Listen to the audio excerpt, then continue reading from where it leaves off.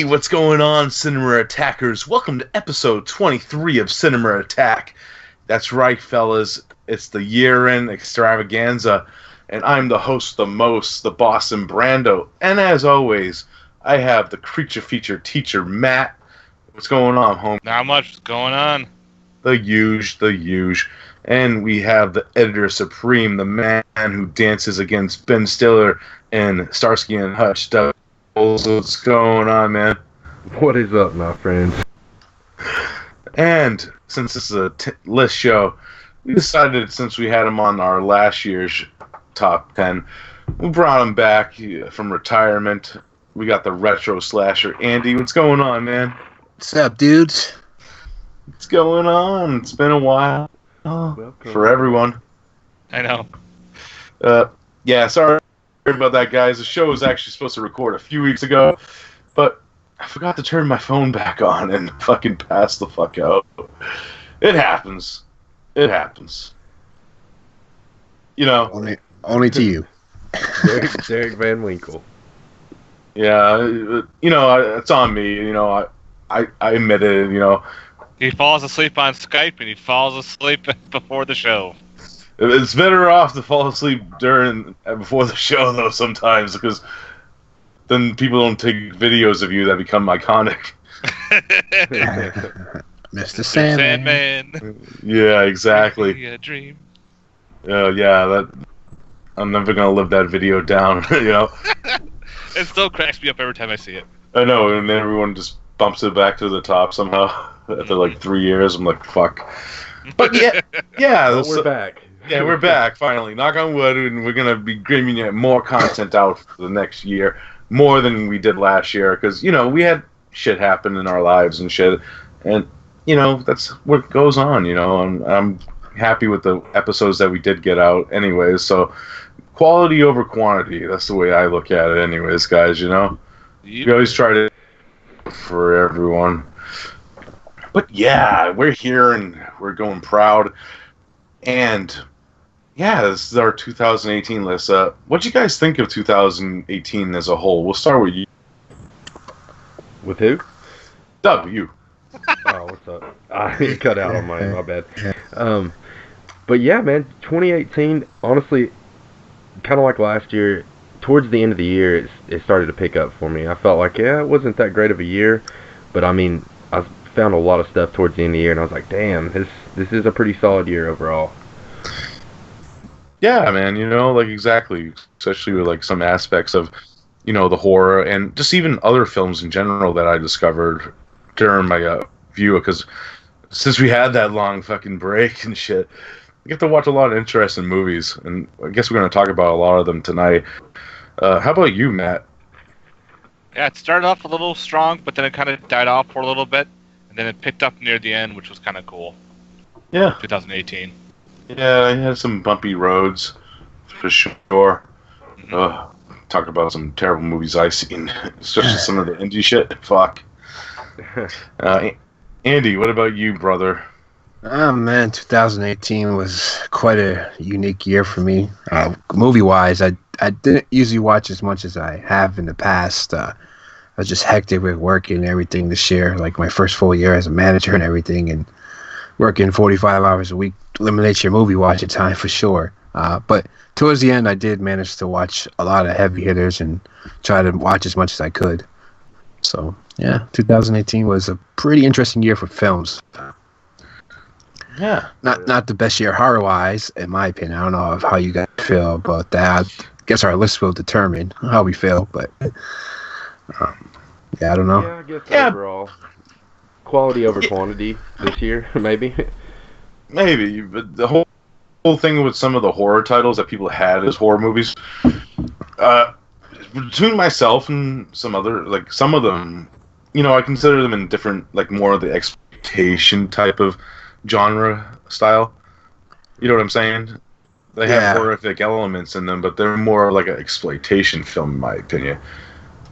Quite a diverse amount of films that some people would consider horror and others wouldn't.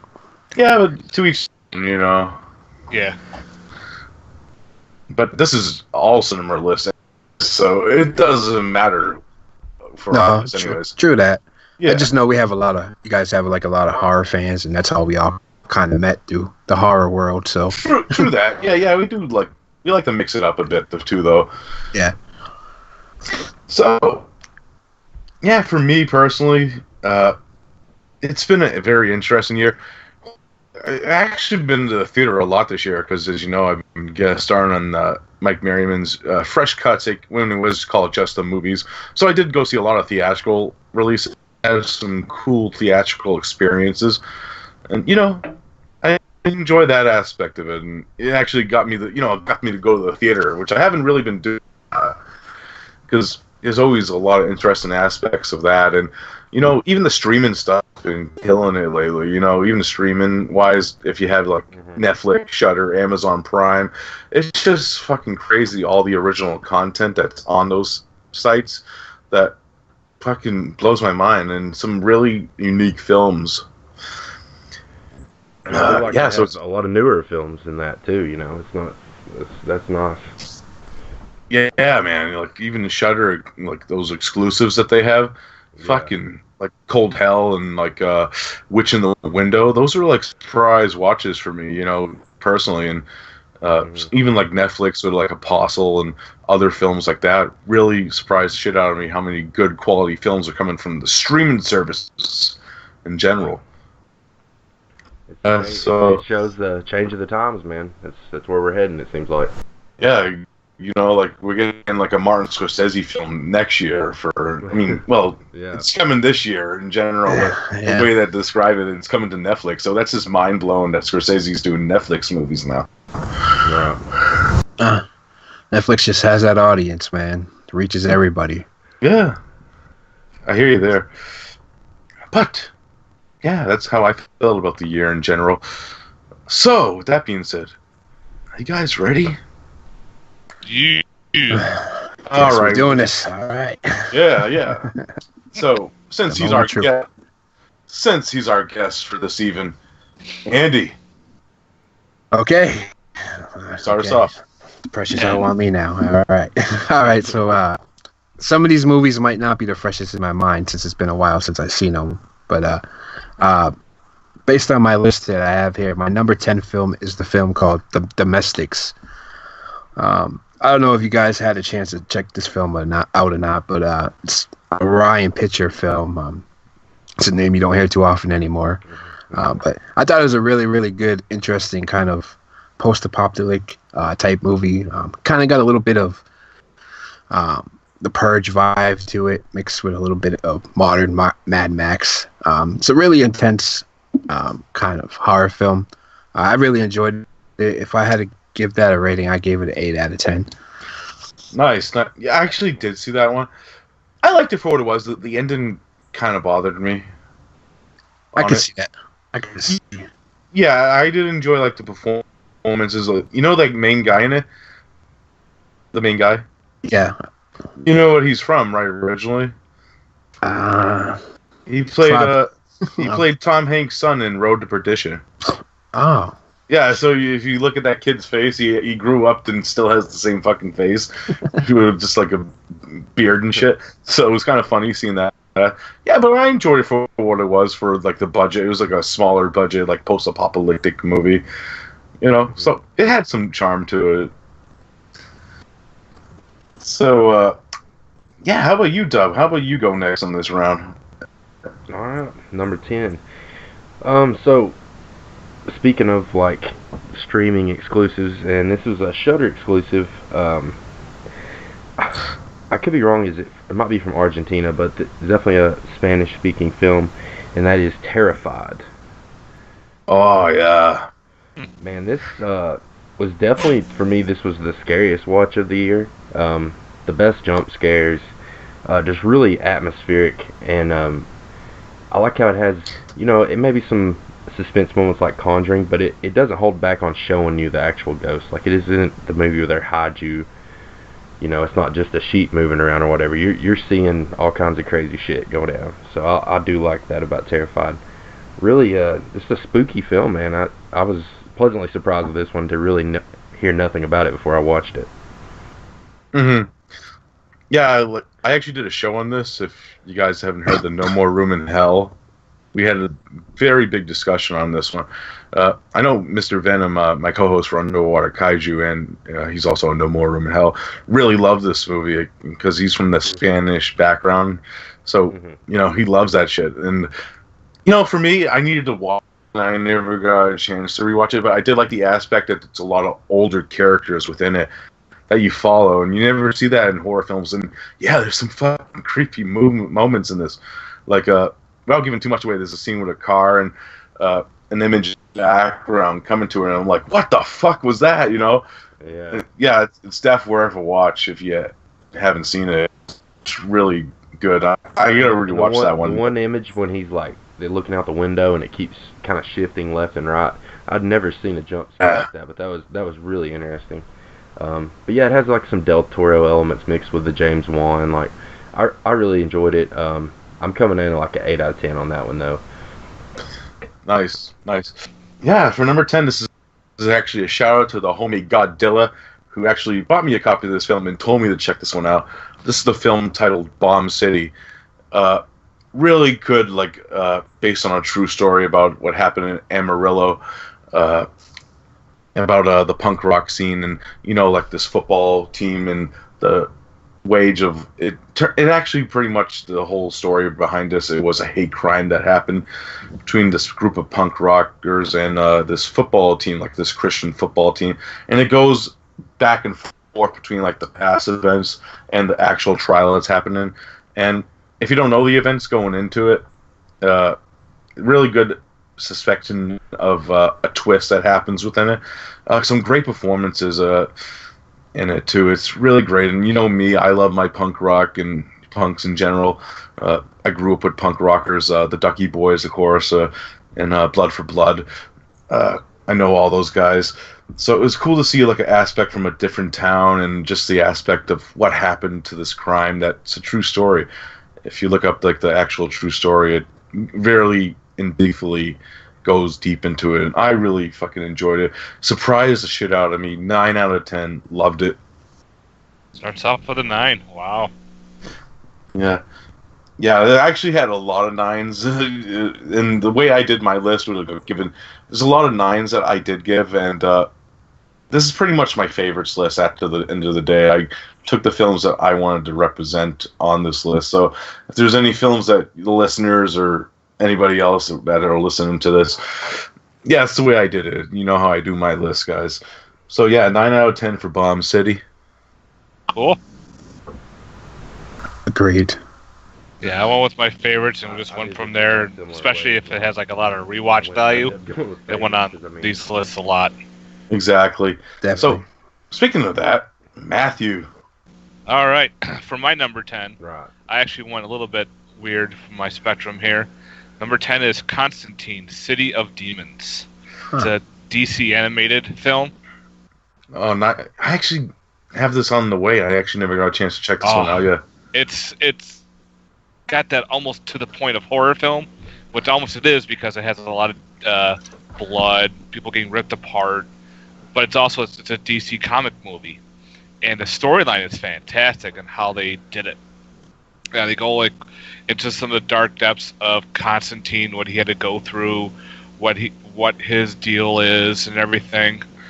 The animation's fantastic. I love DC animated movies now. Their live action movies, not so good, but their animated movies are fantastic. I totally agree, man. 100% of all the ones I've seen so far, the animated ones, I love. I've watched this 3 times ever since when I bought it.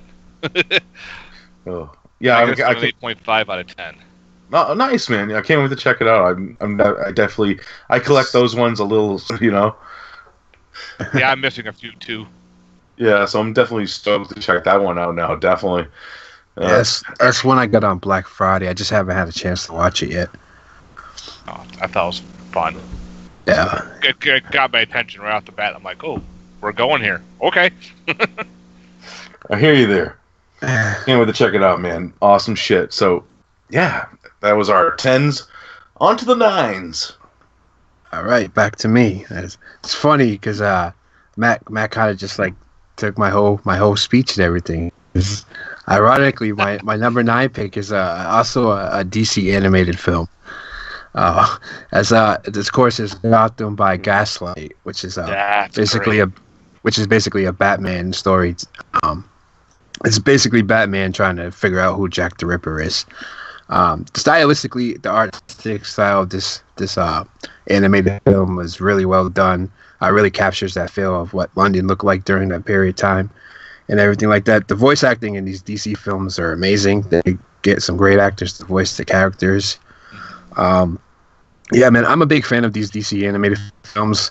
Like Matt said, their live action films are pretty hit and miss, but they knock it out of the park with these animated films, especially in this time that we live in, where these comic book movies are the biggest thing on the earth. You know, it's like so many come out a year, it's crazy. But these little straight to DVD animated films are really well done. I really enjoyed this one, and I gave it an 8 out of 10. Nice. Nice. It seems like they gear these for the adults too, because they know these adults grew up with the comics. So if they kind of make these films kind of more adult orientated, it makes it more interesting as well. Definitely. And also, I would suggest, I know you guys might dig this a little bit more, but since you guys are like big fan into like giallos and stuff, this movie kind of plays out how like a giallo would. So Yeah, it does. if you guys are fans of giallos out there, definitely give this a shot. Just it's a Batman movie. Don't disown it. You know, it's really well done. And Batman sticks to what he does. It's not futuristic tech anywhere, because you're taking place in the 1920s, I think it was. So he has all his I think it might have been 1800s, but maybe could be right. yeah, I don't remember exact. But there's no futuristic items in this universe. There's nothing weird like that. It sticks to the time, which I thought was great too. Great pick. Definitely, man. Good. It's one of the better ones that's come out recently. Nice. Yeah, that's another one I got to pick up still. I heard great things about it, though. And you're right, because Batman, like, he started out as a detective only, you know what I mean? So that makes total sense with the mystery aspect of it, Andy. Yep, definitely. And when you find out who Jack the Ripper is, you're like, holy shit. Yeah. That was cool. Definitely. Yeah, I gotta fucking see that, man. You know, it's bad when Wonder Woman's still my favorite DC live action movie, and you know that's fucking bad. Yeah, I haven't had a chance to see Aquaman yet. I don't know if you guys have, but I heard really good things about it. But yeah, it gets on to me. Number 9. Man, this was the mindfuck of the year pretty much for me. This was up there. Steven Soderbergh's Unsane. Claire Foy. Man, this film was just fantastic. What's the main actress, Claire Foy? What an amazing performance by her. Just first off, man, just wow. She goes through just a whole range of emotions in this fucking film. Yeah, it's almost like one of those performances and reminds me of Possession, like just over the top fucking insanity. Like, I appreciate that. And but anyways, man, just stylistically, this film was amazing. Some of the best camera work of the year for me as well. Just a mindfuck movie overall. I feel like it was a lot to digest, so I could rewatch it again.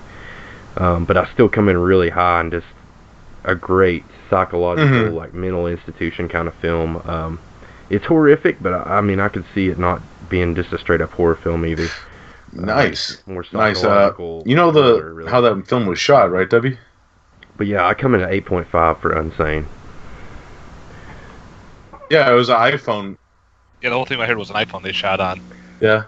I mean, a lot of it was all shot on iPhone. A handheld phone, from what I understand, because I know it was a very low budget film. Yeah, for Steven Soderbergh too. That's like groundwork for him, anyways. Because his first movies he did like on like camcorders and shit, like Sex Lives and videotape. So he's used to that stuff too. So yeah, I enjoyed the film for it. I thought Joshua Leonard was also good in the movie. Right. Yeah, Juno Temple too. Man, it's amazing. Yeah, man. All right, so I guess that's off to me for my number 9. I wanted to give another shout out to another homie of mine, Duncan McLeish of the podcast Under the Stairs, who recommended this film. on so many of his shows, and I finally checked it out. It's from his home country of Scotland. This one's on Netflix if you haven't seen it. And it's called Caliber. Very taut thriller about these two friends that go. One of them's getting married and is about to expect a baby, and it's kind of like their stag party. You know what a stag party is? Like stag night with like a bachelor party, that type of deal. So they go to like this weekend vacation in this other town, and decide to go hunting because the other friend hasn't been hunting yet. Mm-hmm. And after they go hunting, shit hits the fan, and town's not what they expect without giving too much away. Really fucking cool film, well acted. The main like patriarch of the town that they do meet is played by Tony Curran. You probably recognize him from Underworld as Marcus. He was Marcus in the Underworld films, and he was also in Midnight Meat Train as the conductor of the train. Really great performance, and the two main leads really tight, and the tension within this film is great. It's more on the thriller side than an actual horror movie, just because it's like what's going to happen next, that type of deal. But I highly enjoyed this one also. This one also gets a 9 out of 10 for me. Thank you, Duncan, so much for recommending this film. Everyone has to check this one out. It's fucking awesome.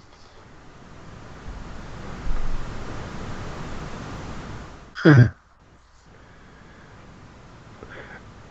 really want to check this out because it's actually Caliber, recommended by Caliber King. Yeah, I meant to get to this one, so that's yeah. Okay.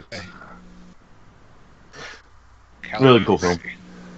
Or Calibre. Is kind of that was my All right. number 9. For my number 9, I'm actually going with the movie Super Troopers 2. I freaking love this movie.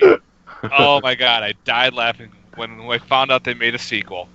At first I was kind of worried because it went so long before the sequel came out. I was hoping it was going to be another Dumb and Dumber where the sequel kind of got stupid. Mm-hmm. So, but still, like, we're big Super Troopers fans, my wife and I. We love the Broken Lizards crew. So we're like, all right, let's go see it in the theater and see if it's good. Let's just hope. I died laughing so hard. And then, of course, my buddy comes over. I bought the Blu-ray. He's like, oh, I haven't seen Super Troopers 2 yet. And my wife and I just look at her like, oh, right. Popped it in. I still died laughing. I think it's better than the first one, but the first one's still great. It's kind of hard between that bounce back between the two. But there's so much fucking humor in it. I was rolling. I still have to check that one out, man. You know, it's one that I missed in theaters. I got to pick it up. I love Broken Lizard.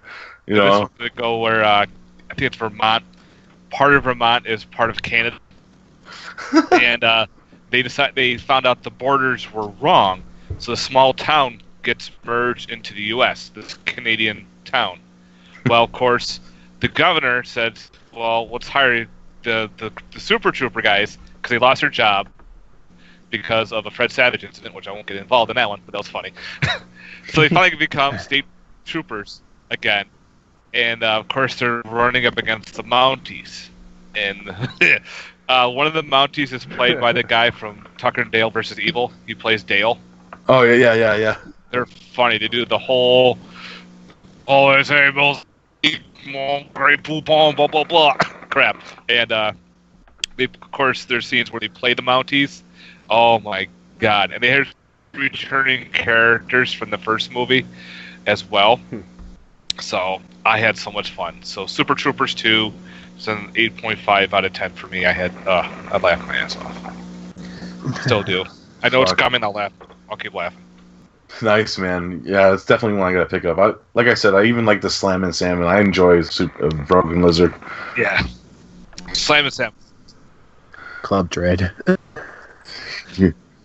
I met two of the guys from the Broken Lizards crew, and I asked them about a sequel for Club Dread, and they said possibly they're working on one. Ooh.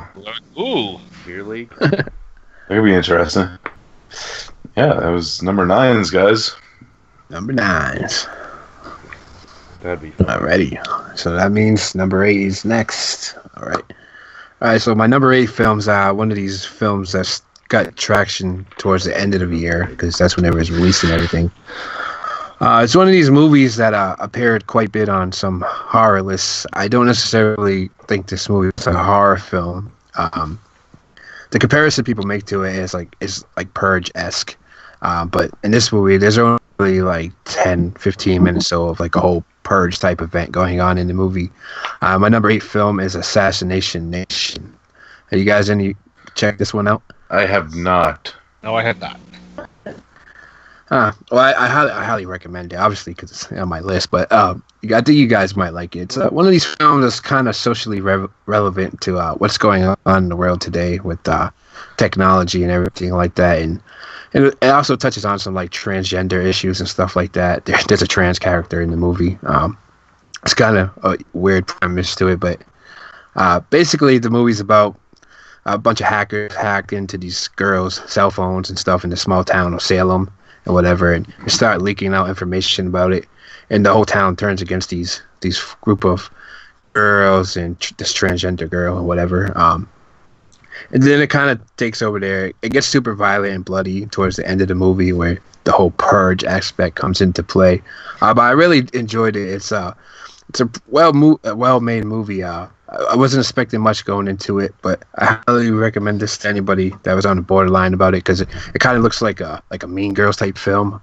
Yeah. But exactly. I really did enjoy this movie. I would recommend. I give it 8 out of 10. Nice. Yeah, it's definitely one that I heard a lot about, and the whole thing about the Purge aspect. It depends on what Purge movie, because the only Purge movie I do consider horror is the first one because of the home invasion aspect of it. Because the other ones feel more like action movies to me, Yeah. But they have violence. Yeah, definitely. It's one of those things that's subjective to people, I guess. I don't know. Whatever really horrifies you. I don't know. It happens. It does. It could happen, too. It could. Maybe not to this quite that it happens in a movie, but it definitely could happen. Fuck yeah, man. So, Debbie. So, number 8, we have a Canadian horror film, and that is Pyewacket. Released by IFC Midnight. Basically, you have a young teenager who's following the path of the occult, really interested in black magic. She's kind of a metalhead chick in school, and she goes to a remote woodland house to get a fresh start with her mom, and one of her friends joins her, and they end up doing some ceremonies, some occult rituals, summoning the demon Pyewacket. And I mean, shit really hits the fan from there.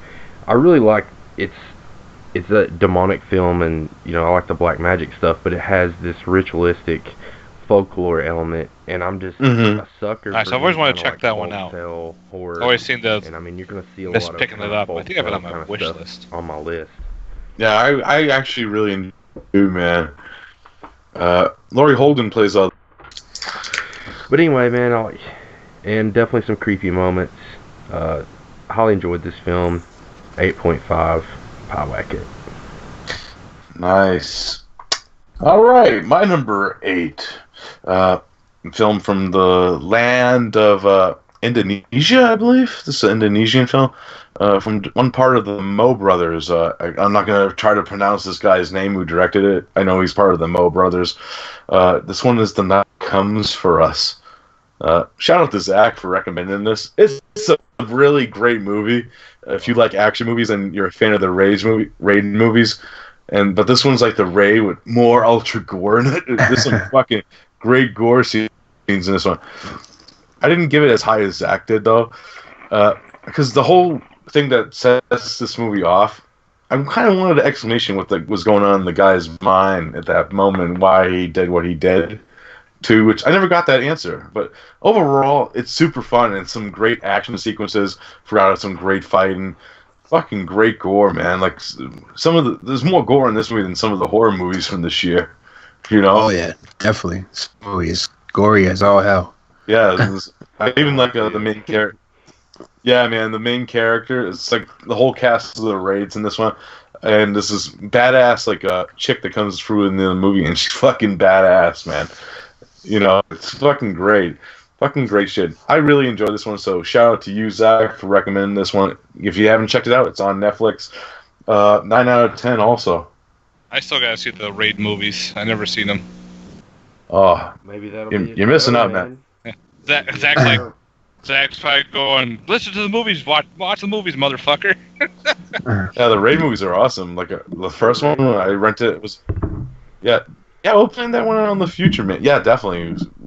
Do like a future show for this year, probably for sure. It's one that I always wanted to do, and it's an easy show because it's 2 movies. Bam, bam. You know. Unfortunately, we'll probably never see a third one. Unfortunately, yeah, it's just yeah. We'll talk about that in the show. That'll be an interesting aspect to the second movie. Anyways, so yeah, my number 8 is The Night Comes for Us. 9 out of 10. Cool shit. Cool, man. Cool. Cool. All right, for my number 8, it's my first horror movie. All right, for this list. Yeah, and it's a creature feature, which is no surprise to everybody. Yeah. But it's a good one. It's called A Quiet Place. Nice. Yeah, I saw it back then. I'm like, this one I definitely must own. I love it how there's not much dialogue, but watching the movie still gets you intrigued. And also, as humans, we have to make noise no matter what. Because, we sneeze, we fart, we make some kind of weird noise. How do we keep everything so silent? And I like how they did everything, walking on rice. Was it rice? I think it was. It was either rice or sand.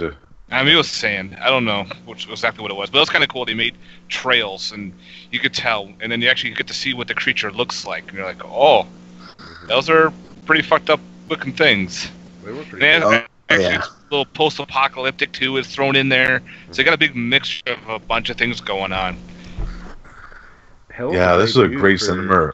John Krasinski, man. I mean, that's a pretty strong debut. Yes, it is.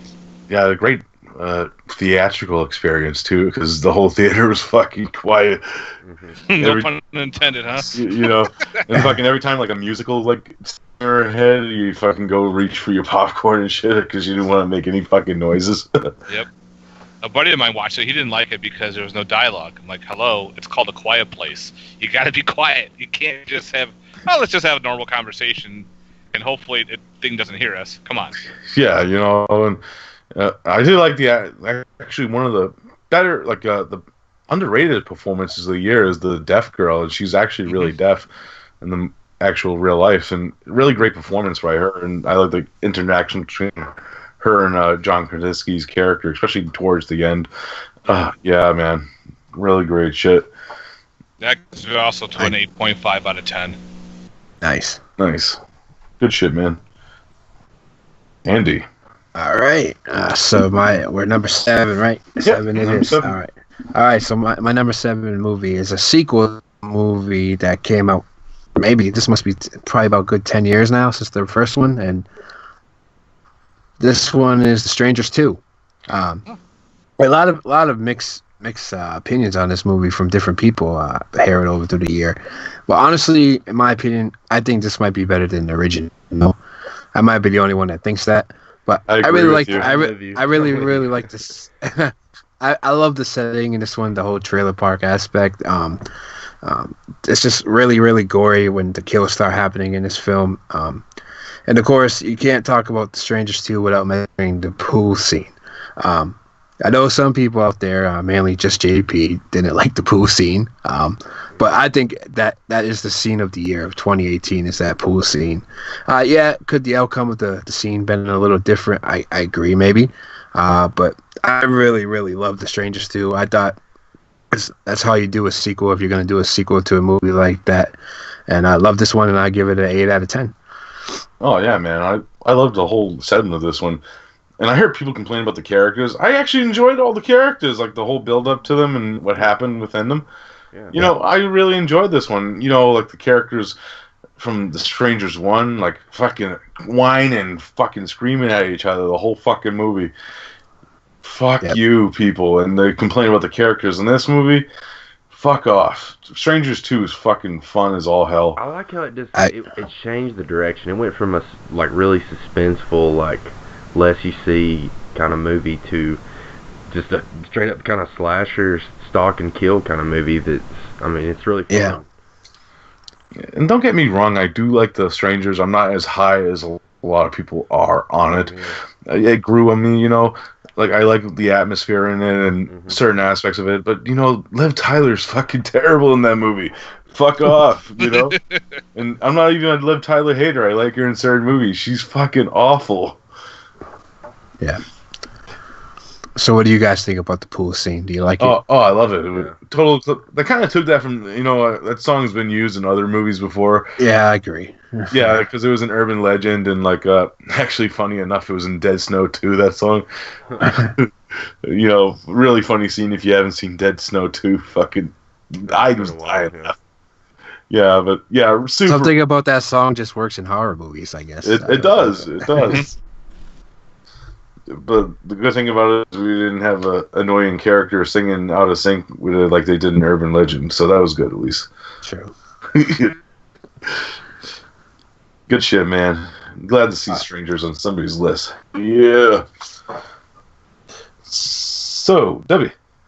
Alright, so I'm about to get in Derek mode. I'm about to start being some high praise in movies right here. Number 7 is a great throwback film, still keeping it in the horror genre, and that is Summer of '84.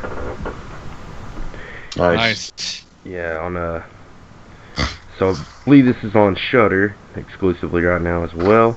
But man, I just really love the characters and the aspect. It reminds me of kind of the kids in Monster Squad mixed with, of course, Stand By Me or It bond of just this group of kids. I mean, first and foremost. But it's just interesting, this kid's suspecting his police officer neighbor of being a serial killer and up to no good. And, it looks like evidence is pointing to other people. And, it's a good,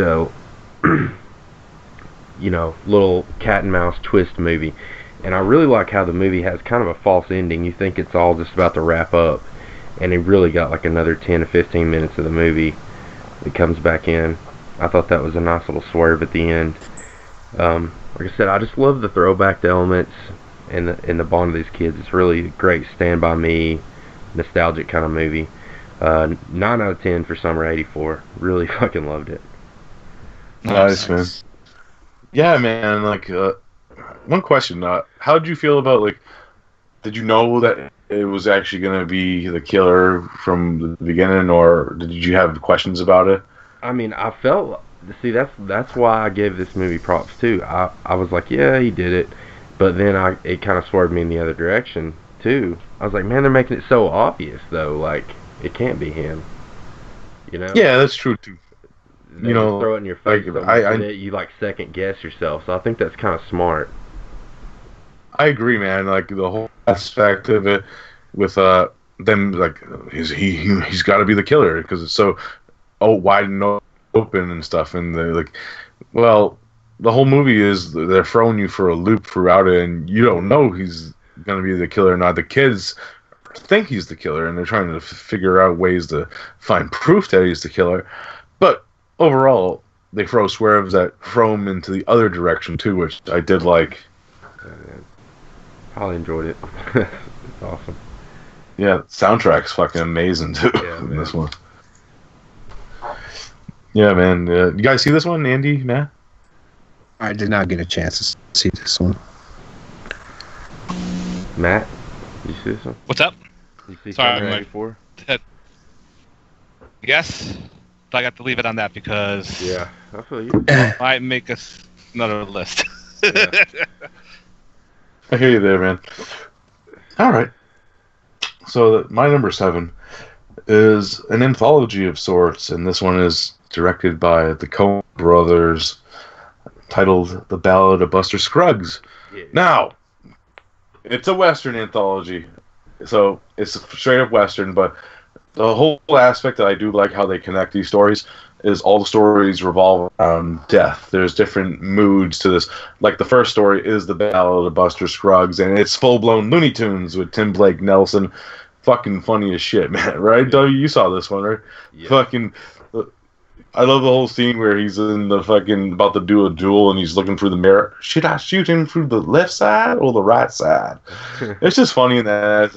But there's some fucking dark, moody ones like the Liam Neeson. Oh my god! Segment. Man, that one's brutal.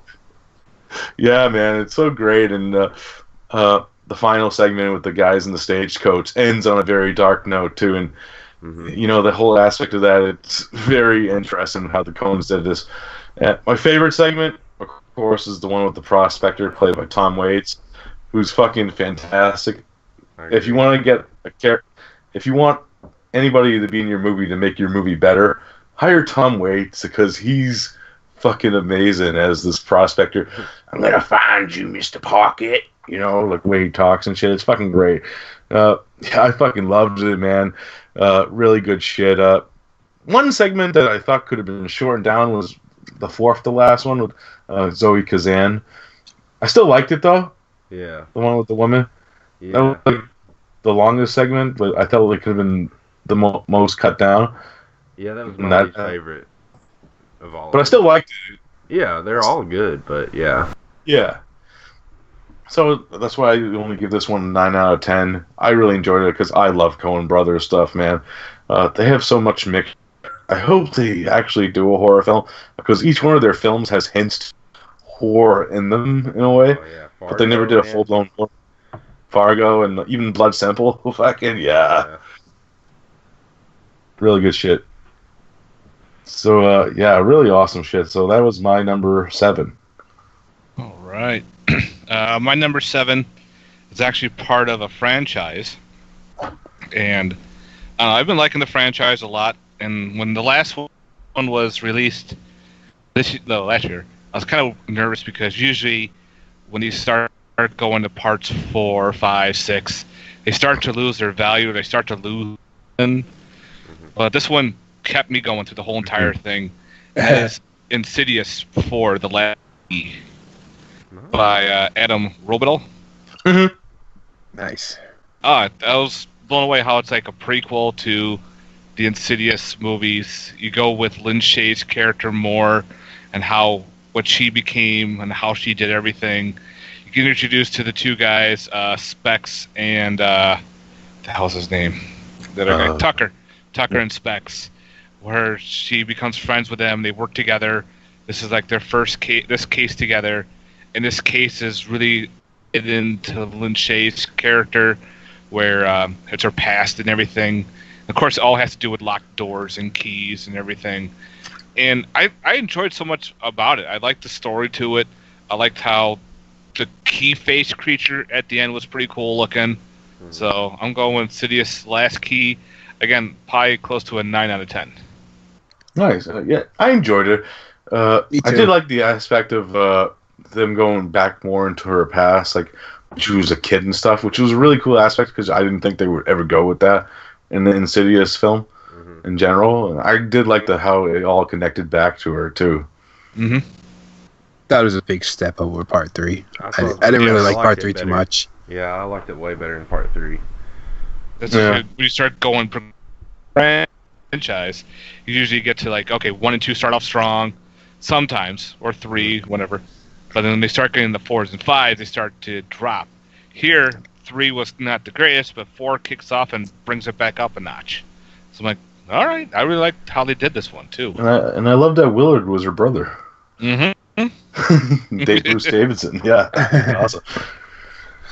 Nice. Yeah. So that was our number 7s. Alrighty, number 6 is a film. This director's debut on a hill, and it's called Mid-90s. I really want to. I think Derek, you got a chance to see this one. I did. I watched this actually the other night. Nice. I love this movie so much. I feel like it captures the 90s period perfectly with amazing music, whatever, from Wu-Tang and everything. I thought Jonah Hill knocked it out of the park with this film, and I'm really excited to see what he could do next. Coming from a guy like him, you know, you don't really think these comedian actors and they get stereotyped into these type of movies they make, and he goes and directs a film like this. This kind of coming to age drama film. I feel like this movie might be this generation's Kids. If you guys are familiar with the movie Kids, yes. I just thought this was an amazing film, man. I can't praise it enough. I give it a 9 out of 10. Really great acting too, man. I don't know what to say about it. I just blow it. Yeah, man. You know, like I lived during this period, and they really do capture like the mid '90s authenticity. The main kid in this movie, I can't say his name because it's very weird, like actor name, that type of deal. But he's great in it. I recognize him from The Killing of the Sacred Deer. He plays the Colin Farrell's son in that movie. Yeah. He's really good in it, and yeah, like I said, like the whole soundtrack's awesome. Like it was cool hearing Wu-Tang. Like I said, unfortunately, I'm not gonna spoil this. It didn't make my list, but it's an honorable mention just because I only just watched this the other day. So I usually watch movies at least 2 times. You know, 2 times to see if they're gonna make my list. And that's only fair to myself, too. You know. So yeah, I did enjoy it though. Cool, man. Yeah. Really you should definitely check it out. Because I'm a 90s kid, yeah. We're like the same age, so I think I could relate on that shit. Just a bunch of kids playing Super Nintendo, man. I loved how the A24 logo comes up with this because it's like a row of skateboards. It's yeah. The A24 logo. Man, they only make great films, man. So far, like I've not seen a bad A24 film. Oh, that's great. Me neither, man. Me neither. I heard some things about Slice though. I haven't watched that one. Yeah, I haven't seen. Yeah, I want to check that out this year too. I heard a lot of interesting mixed things on that one. That's a pizza delivery one? Yeah. Okay. Yeah, I've heard some interesting things on that one. Chance the Rapper. Chance the Rapper. That's. Oh. So, number 6? So what'd you rate that one? Yeah, 6.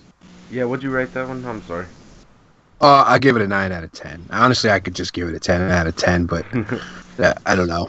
I don't know, man. 9 out of 10 seems fair enough it's for not perfect, but you fucking love it enough to give it a 10. Like, yeah, I've watched it 3 times since I saw it, man. It's really good. Yeah, like I said, I'd probably give it the same. Sometimes, man. I hear you too. Man, it sucks sometimes. Mm-hmm. So yeah, Dub. But yeah, number 6, one that was just talked about in the number 7 spot. One of my all-time favorites, directing duos. That's Coen Brothers. This is The Ballad of Buster Scruggs. And Nice. yeah, as you said, like a Western anthology. Ballad of Buster Scruggs is your first one, though. That is up there with the Prospector one for me. But The Ballad of Buster Scruggs, man, it's pretty brutal, man. It's like kind of just really comedic the way it's presented, but it's just a raw Western shootout kind of. I mean, he's blowing people's face off, and I mean, it looks brutal. Like it's like hell yeah. Yeah, man. Like the whole scene with him and Clancy Brown, man. I'm fucking dying, but it was brutal at the same time. I was laughing so hard. Like I didn't know how to take the musical parts of it, but I got past it. The underrated one you didn't mention was the I think it's called Near Aguilones, the isolated bank. The old bank guy's Oh yeah, Stephen Root, man. Yeah, funny as shit. James Franco is actually involved in that, and he's trying to rob this old bank, isolated bank guy. But he's just this crazy old guy and just fucking running around with a pan shot. It's amazing. Yeah, man, he's just wearing all pots and pans so he doesn't get shot and fucking beating the shit out of James Franco. It's fucking awesome. Yeah, man, that scene had me cracking up.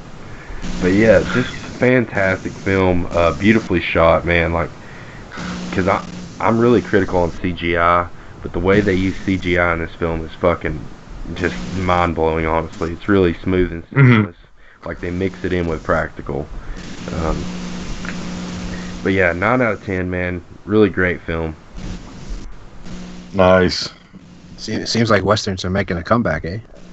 Yeah, but the Coens are always like they did like No Country for Old Men, which is kind of like in the Western Yeah. Asking, of course, they did the remake of True Grit, so it's their style, and I don't mind them if they do westerns, but they do other, like they did Hail Caesar, which was weird. It wasn't really my favorite Coen Brothers thing they ever did.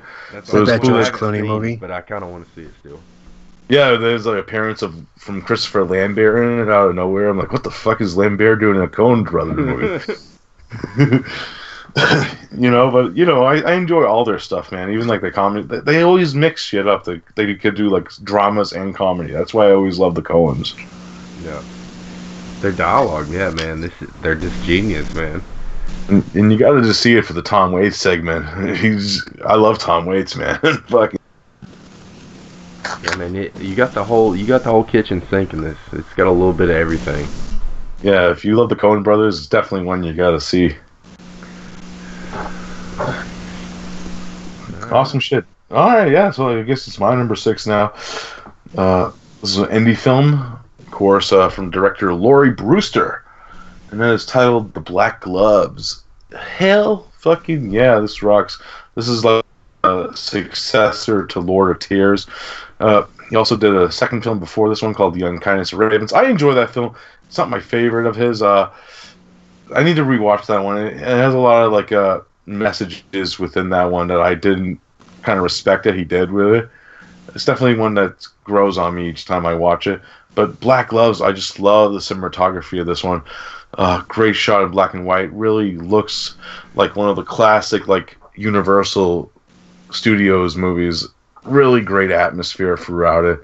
I was blown away by this one, man. Of course, this one also involves the Yellow Man, which if you've seen Lord of Tears, it's kind of connected, but it's kind of its own story too at the same time, which I do dig. Such a cool look, man. Yeah, man, and this one involves like this psychiatrist that goes to investigate what happened to a patient that died, and ends up finding this ballerina in this mansion, trained by this fucking evil fucking looking fucking dance instructor played by Macarena Gomez, who I know from The Shrew's Nest and Dagon. She was the octopus lady in Dagon, if you can believe that.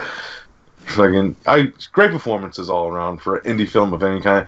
And it's great that they got some known actors I've seen in the main guy who plays the psychiatrist. He's actually in all 3 of Laurie Brewster's films. Tremendous job, and I'm very excited what he does next. Very excited for Automata when it comes out. It looks very Bava-esque. There's some Italian references in this one and great atmosphere. And the film's great if Guillermo del Toro gives a film praise, Yeah, I gotta see this, man. Yeah, man. The trilogy's really good. Yeah, man. I give it a 9.5 out of 10. I fucking enjoyed it. Yeah, awesome shit. Nice. All right, my number 6. Now we're gonna have our first repeat, and for me, it was actually the summer of '84, right on my list. That's why I didn't want to say much about it because it's next on my list. I hear you. So yeah, I agree with pretty much 100% what you guys were talking about. Kind of like me meets the Goonies meets Monster Squad, but has to deal with a serial killer. And I just love it how they say, there's a serial killer could live next door to you and you don't even know it. And that true crime aspect, man, it's cool. Yeah, the whole cop. Well, they're going after the cop. They're up in their clubhouse. They got all their information going. It's like being little sleuths. But again, I don't want to repeat what we all just said. But again, it's a 9 out of 10. The movie was so much fun. I like how it's set in the 80s. I always like those 80s throwback films. It's got that cool, almost like an It vibe to it, with the kids all getting together to go after your bad guy, or trying to figure out what the bad guy is and all that shit, or who he is. Pretty cool flick. Yeah, the whole when this film first came out, I heard a lot of people complaining, "Oh, it feels like fucking It or like Stranger Things." Like, yeah, but those films are nothing new because it's like films like The Goon, like the original It, and like Stand By Me. They all shared like this aspect of coming to age, like grown men facing something or going on a journey or something like that. And this one's like that. And the directors of this are RKKS. They love the 80s stuff, like they did Turbo Kid, of course, for Brothers. And this one's just a different aspect, and I did like that it's not like as over the top as Turbo Kid. It shows that these guys could do like serious, tense movies like this. Yep. They kind of remind me of what Astron 6 does, man. Like, I love filmmakers like that, just really being creative. Oh yeah. Yeah, man. So this is our number 6s, guys. How do you guys say we take a little break? You know, save it for the top 5. So, W, since you're the dealer's choice, W's going to play a song in the middle of this, and we'll be right back with you guys.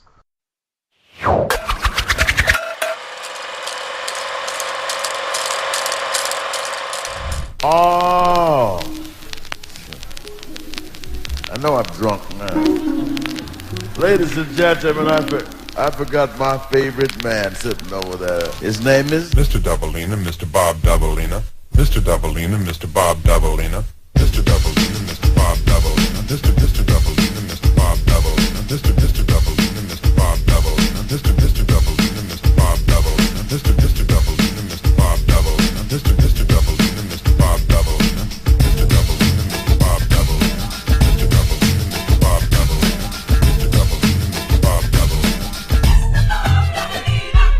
Mr. Doubleina, Mr. Bob Doubleina, Mr. Bob Doubleina, won't you quit? You really make me sick with your fraudulent behavior. You're gonna make me flip and then the army couldn't save you. Why don't you behave, you little rugrat? Take a little tip from the tabloid, because I know I'm not paranoid. When I say I saw you trying to mock me, now you and your crew are on a mission trying to hawk me. But it isn't happening, you fraudulent foes. You used to front big time, now I suppose that everything's cool since the style of apparel you adopted. You used to make fun of, but now you wanna rock it. So you gotta kick it with the homies. But DEL is already hip to your cronies. Me and CMP's thought about this and never have we seen a brother who would hover like Mr. Doubleina. Doubleina, Mr. Bob Doubleina, Mr. Doubleina, Mr. Doubleina, Mr. Bob Doubleina, Mr. Doubleina, Mr. Bob Doubleina, Mr. Doubleina, Mr. Bob Doubleina.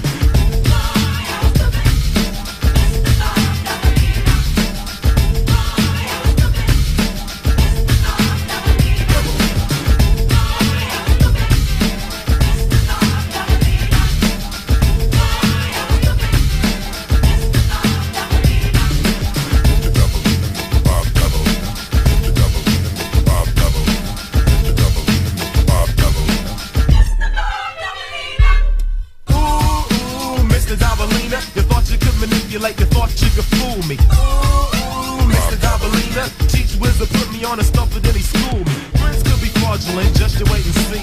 First he was my money grip, then he stole my honey dip. Mr. Doubleina is a serpent, don't you agree? The little two-timer resembles Aunt Jemima, with jeans and a dirty white hoodie. Seems like he wouldn't be a snake, or would he? Disguises come in all sizes and shapes. Notice the facade of the snakes, they all catch the vapes, even though last year there was GQ. Took a lot of time before the DEL could see through the mask. All I had to do was ask the Emperor and Kwame, and my man responded they were bomb.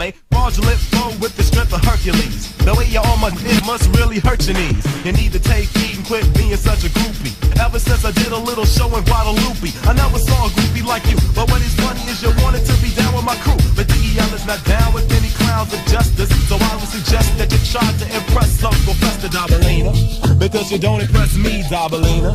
The style of dress is not the key, Doubleina. It's on the mind and the heart, so you should start by remembering you gotta pay a fee, Doubleina. Doubleina, Mr. Bob Doubleina, Mr. Doubleina, Mr. Bob Doubleina, Mr. Doubleina, Mr. Bob Doubleina, Mr.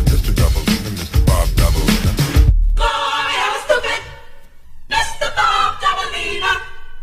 Boy, I was stupid, Mr. Bob Doubleina. His name is Mr. Doubleina, Mr. Bob Doubleina. Mr.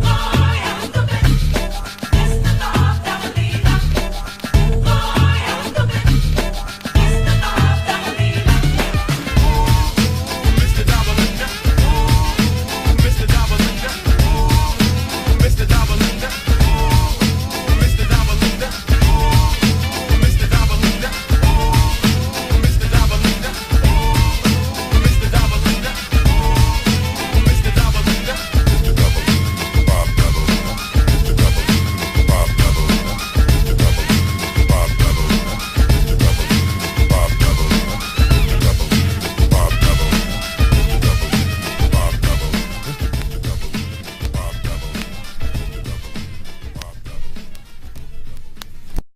That was a fucking great song you just played, Dubby.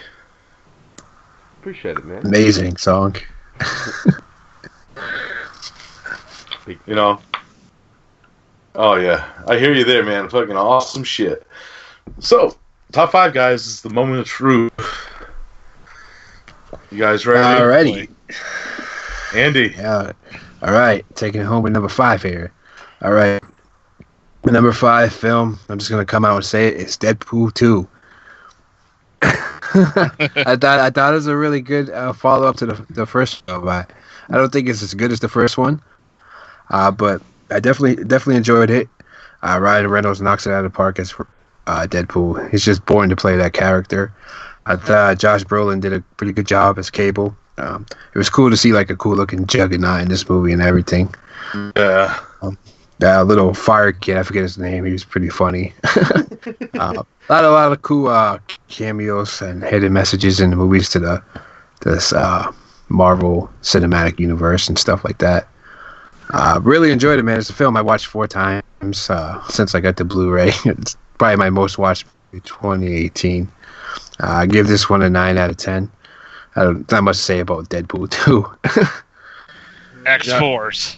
X-Force, fucking hilarious, that whole scene. Just excellent training, man. Yep. I like the whole scene inside when he's in a school for the gifted and he's fucking hugging Juggernaut and grabbing. Colossus, Colossus, and they're just hugging, and fucking Peter Gabriel's in your eyes. Everybody here has seen it, right? Yeah. Yeah. You guys saw like the extras after the credits and everything like that. Oh yeah, fucking hilarious. If I can turn back time, without giving away for the audience, fucking great. That was great how they did everything on that. Yeah. Fun movie, man. All right, Webster. Number 5 is taking it back to the horror, and I'd be surprised if this doesn't get brought up by somebody else on this. Definitely one of the most talked about, I guess, horror movies, but that is Hereditary. Nice. Ah. And it is. There it is. Yeah. I'm gonna be surprised if we don't hear it again, but who knows? Anyways, man, it basically deals with grief, man. It's about a family bond. The head of the family basically passed away, and the grieving family's just kind of haunted by this. Most literally, there's some crazy, disturbing imagery, beautiful cinematography. The performances by Toni Collette and the little girl are definitely some of the best performances of the year, in my opinion. Just amazing acting, and it's just snub that she didn't get nominated for an Oscar on that, in my opinion. Yeah. But anyways, man, just really fantastic horror films with some shocking moments, and I'm going 9 out of 10 for Hereditary. Nice. Yeah. Yep. I do have a feeling this might get mentioned again. Yep. I hope so, man. Yeah. Definitely. Man, definitely. Speaking of which, my number 5 is also Hereditary. There you go. Super. You just skipped up. No, he gave his rating and stuff. He just went. Oh. Yeah, I went 9. Wow, my bad. Woo! Yeah, so my number 5 is also Hereditary. Yeah, man, I agree. Like, when I saw this in theaters, I gotta say, I did watch the trailer for this before I did. And let's just say it's actually a really good trailer, because they fucking didn't... I was shocked how this movie progressed throughout it, man. I was like, after a jaw-dropping experience to another jaw-dropping experience, I was just like, wow, what the fuck? Because I wasn't expecting the way the movie went, pretty much, from the look of the trailer. Right. Which was a good way, you know what I mean? Because the way it made it look like it was like an evil kid movie in a way, without giving too much away. If you haven't seen Hereditary, it's just a great experience. You can see this is actually the guy's first like feature-length directorial debut, and another mind blown. It's a great year for directorial debuts, man.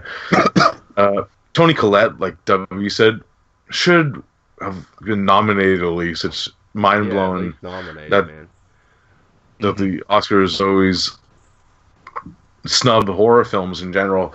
But this one's more of a drama also, and I just love the tension between her and the son, and of course the daughter, and Gabriel Byrne, the father, who's a very underrated performance in the film. I love how he's like a shell, you know. He's like us as the viewer, and when he finally does break down, it's a really touching scene, you know. And just the whole characters in this, man. Yeah, the whole scene between the dinner scene. Fuck. Oh, her scene too when she's doing her little miniatures. Oh yeah. Oh my God, there's just the one. Even the car accident scene. Like, how would she know? And all of a sudden she's doing that scene. I'm like, wow, it's fucked up. Yeah, man, it's so good, and the whole ending's just like, yes, I love that this movie went there. Gives you that Rosemary's Baby feel. Yeah, definitely, or like 70s horror in general. You can tell this guy loves those movies. So yeah, I give this one a 9.5 out of 10. Also, see, love Hereditary. It could Hereditary. be higher, but like you said, it's just so many shocking moments. Like, it's a lot to absorb. I only watched this one once. Like, I really want to rewatch Hereditary. I'm gonna definitely buy it. Oh yeah, man. All right, Matt. All right, my number 5. We're going the non-horror route again, and we're going with Avengers: Infinity War, Part 1. I loved it. I remember I used to have my Infinity War comic, and just reading on how everything happened with Thanos getting the gems, and the whole Marvel Cinematic Universe leading up to this big moment where Thanos has all the gems now. Just a snap of his fingers, and boom, there goes half the population. You get everybody involved. So I'm really getting excited for Part 2. I hope they do it justice. You kind of get sad moments, too, like when Thanos, he does to Gamora. It's like, holy shit. He actually started to get a little teary-eyed. And you find out what happens to Red Skull. Whatever happened to Red Skull from the first Captain America movie. All of a sudden, he's right there, like, oh shit, there he is. And they actually included that in, which I thought was pretty good. A lot of big nods, too, with Infinity War and everything. So I hope Part 2 does what it's supposed to do. I agree, man. And, you know, like, we got James Brolin as Thanos. Fucking amazing performance. And I loved when Star-Lord called him a grimace. What do you say? You said he called grimace something. Purple scrotum on his chin. I don't know. I laughed my ass off because it kind of did look like Grimace, and he called him Grimace. I'm like, yes. No, plus, if this movie doesn't get you on board in the first 10 minutes of what this movie has in store for you with the last few minutes of it, fuck, you know. Yeah. I enjoyed it. It doesn't end happy, so it has to go into Part 2, which is great. Yeah. I love it. Because originally they were going to leave it where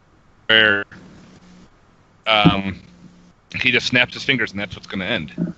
Or I was going to lead it to where he wasn't going to snap.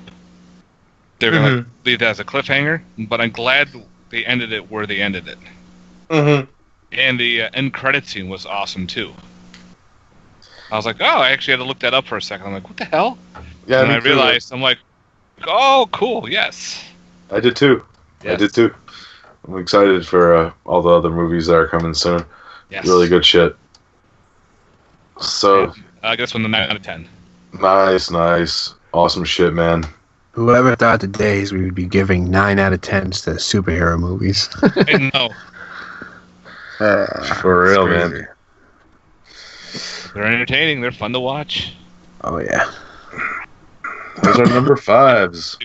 Beat out Avengers Ultron for sure. Yeah, definitely. I love Ultron. James Spader. Alrighty, number 4 here, huh? Yeah, big number 4. All right. Go off what W and Derek were saying. My number 4 is Hereditary. arguably probably the best made movie of 2018. Just a really, really creepy, downbeat, atmospheric movie. I mean, I wasn't the biggest fan of the little girl. I've expressed to some people how much I despise that little girl, and I was kind of happy with her outcome. But I enjoyed it, man. I mean, I don't think it's the best horror movie of the decade, like some people are claiming, but I definitely think it's up there and has a chance to have an argument for that spot. But it's just amazing horror film. I give it a 9 out of 10. Nice. Great ending too. Great ending. Yes. The jaw dropping ending, man. Yeah. So I hope I don't have to call an audible here. But my film, I thought was released in 2018, but y'all can throw it out if it's not, and that is The Ritual. Nice. Yeah. What happened, W? That was released in the UK in 2017, but didn't get its US release in 2018, so it does qualify because it's when you get to see it and when everyone else gets to see it, pretty much. Okay, well that makes me feel better then, because I feel like this film was forgotten. It was like released early in the year, but there again, kind of going back to my love of these kind of folk tale, like mythological kind of stuff. That's basically what this comes down to. I believe this is what country was this, man? Scandinavian? I think Scotland. I think this is a Scottish one. Scotland. Yeah. Okay. But man, It's over there the somewhere. atmosphere overall is just fucking eerie and creepy as hell. I love the whole forest setting in this. Like I said, I think this is just kind of a slept-on and forgotten film because it came out so early in the year. It's still one of the most memorable movie watches for me this year. Love the creatures in this. Mm-hmm. I'm going a 9 out of 10 for The Ritual. Nice. Yeah, I was very surprised about this one, and also this another Netflix when I heard things about it from like people that seen it in the UK and stuff beforehand, and like festivals. But I was shocked I found out David Bruckner directed this. If you don't know who he is, he directed the first segment of VHS 1 with the girl in the club with the three guys. The siren one? Yeah. Oh Yeah, and he was actually supposed to be the director of the ill-fated Friday the 13th that was in development. You know, and he was supposed to be cool. Yeah, it sounded cool from the aspect of what he wanted to do with it, and he never got to do it. And after watching this movie, I wish he did, man. You know, was he going to be the found footage one? Yeah, it was starting like when it was in the first start. That's why they got him, because he did a found footage segment. You know what I mean? Yeah, but they wanted to do a found footage Jason there for a while. I remember that. Yeah, but then they decided to make it like a retro 80s style, which I think he could have did too. He did The Signal also. He was the director of that film. But yeah, like if he did a Friday the 13th film with the way he did The Ritual, imagine that. It would have been fucking atmospheric and awesome. Mm-hmm. Yeah, they're so creepy and atmospheric, man. And another thing I liked about this one too was the main performance by Rafe Spall. Mm-hmm. He looked familiar to you guys? Guys that are going out on this adventure are really good. Yeah, I loved it, man. Did you see it, Andy? Oh, yeah. I definitely saw this one. Good shit. Matt must have loved this one. Oh, it's on my list. Somewhere. So the question with this movie is, what would you guys would have done if you were in that liquor store? I don't know, man. It's a tough call. I probably would do the same thing he did, man. To be honest with you. You know, like that's an argument that I hear from people all the time about this movie. But you have to be in that situation too to really deal with it. You can't really say until you're in it. When I was in high school, I got held up at gunpoint, and I was walking home from a friend's house, and guy spun me around, and this was late at night, put a gun to my head, and said, "Yo, give me your money." And I just put my hands up. I said, "I don't have any money. I don't have anything." He patted me down. He said, he turned around and goes, "Walk and don't look back." So that's all I did. Just follow the directions. I heard him get into a car, and the car drove off. So there's another guy somewhere. Besides, like, I did martial arts and all that shit in high school too, but it's a movie's a movie. If something occurs, they can go, oops, okay, re-click, you're done. Do this, do over. This is real life. Yeah. That should happen. A gun is a lot faster than you are, and if you fuck up, you're done. So Exactly. Not to a I just- gunfight kind of thing. yeah. No, I when I saw that at on the ritual there, I would have done the same thing. Just follow directions. Don't get involved. You know, maybe take some video or do what you need to do to get information, but you don't really want to be a hero because, yeah, you end up what happened with a friend there. Yeah, exactly. But still, it's scary when it happens to you in real life. You're not all gun ho. It's oh shit, Yeah. and your life flashes, and it's fucking scary. True that, man. So, another question I want to ask you. What was your favorite scene of this movie? Because there's a lot of great visual scenes within it. That's what I was gonna say, man. Just it's hard to say, man. Like, just basically when you first see kind of the, I don't want to give away, but kind of the monster, the trees. You know, they're creepy as fuck. But there's some scenes like in a abandoned church.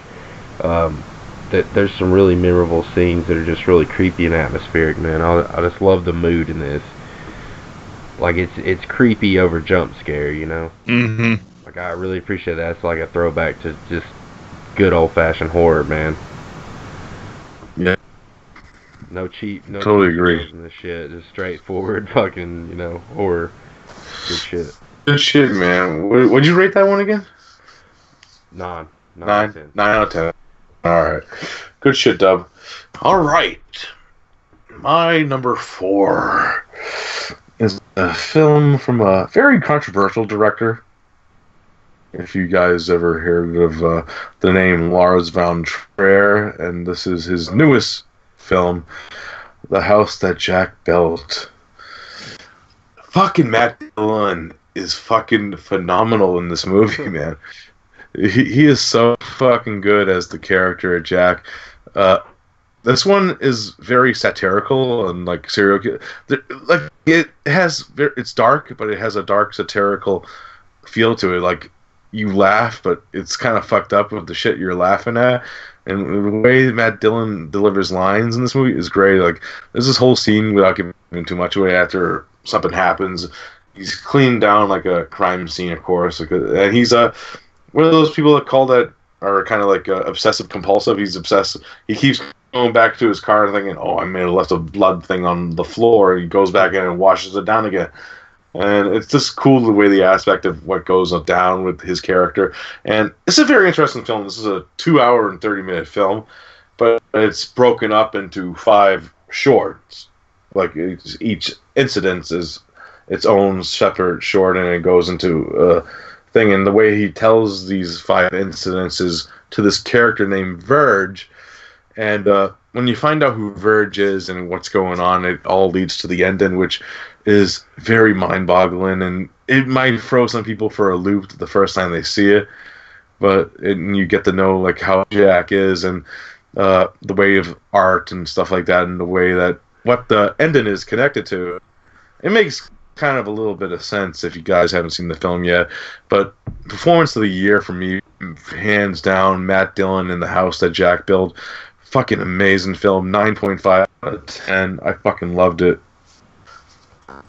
And of course it has Grumpy Face in it, which if you guys haven't seen it, you'll know what Grumpy Face is. Really good shit. Brutal too, some of the shit that happens in this one. I gotta give it a chance, man. I have some mixed emotions on Lars von Trier, but I you know, he has talent for sure. He can make a hell of a film, but the mood it gives me is like no other. Yeah, but this is actually one of his. Even Zach said that he would actually rewatch this one, and you know, like shit like Antichrist and Melancholy, like one-time watches for sure. Well, this one's only on online somewhere. Huh? God, yeah, I rented this on Amazon. Okay. Yeah, definitely check out The House That Jack Built. Man. But like I said, it's more satirical W2 with the aspect. It has some comedy mixed into it, which I think even you will appreciate. So yeah, that was my number 4. Cool. All right, my number 4. It's another repeat, and of course that is Hereditary. I freaking love that film. What hasn't said that's been said before. You get so shocked that happens to the little kid. That's very unexpected. Like, you knew something was going to happen with the whole party and the peanut butter. You know, like, all right, what's going to happen here? But all of a sudden on the way home, bam, holy shit. That was just a big jaw dropper scene. And, of course, the family doesn't do anything with the cops, which I was surprised that nothing ever happens with it. Just leaves it there in the backseat of the car and just goes inside the house. I was like, what the hell? But I love the archiness to it, where, like, with the brother there sitting in school, you see this bright flash of light that kind of zooms down the hallway. Mm-hmm. All this weird shit happening, like he's starting to make the noise, like everything's all being weird. And of course, that ending is very 70s vibe, very Rosemary's Baby type setting. Freaking love that. I love the whole occult thing. You can just tell when you're watching it, like something's really fucked up with this movie. So out of, like I said before, this is probably a 9.5 out of 10. Nice, and with that being said, that means Hereditary has entered our Hall of Ironside. Fuck yeah. Well deserved. Yeah, man. Great film. That was awesome pick, Matt, and thank you for putting Hereditary in the Hall. No problem. No problem, man. Hell yeah. All right, number 3 time, guys. The big top 3. Dun, dun, dun. Oh boy, here we go. a film that gained some controversy based on what takes place in this film. My number 3 film is Revenge. Now, over the years, I've become quite a big fan of these revenge films. Not necessarily they don't have to be rape revenge films, but just revenge films in general.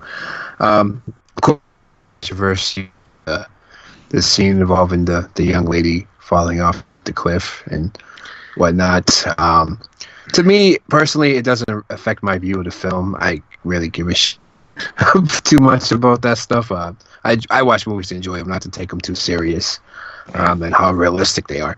But when it comes to the revenge aspect of this film, hence the name of the film, I thought the revenge parts were excellent, man.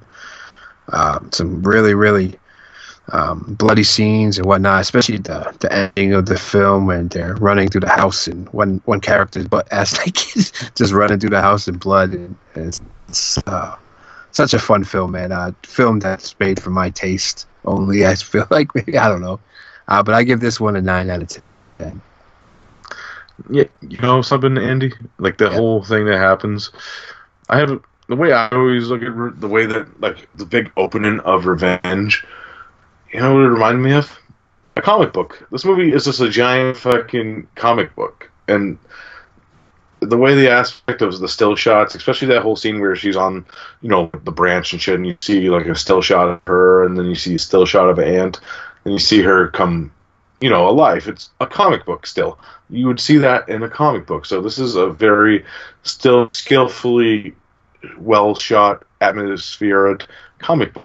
That's the way I look at Revenge and the aspect of it. It's not supposed to be real life because it's very cartoonish in that aspect. If you know what I'm saying.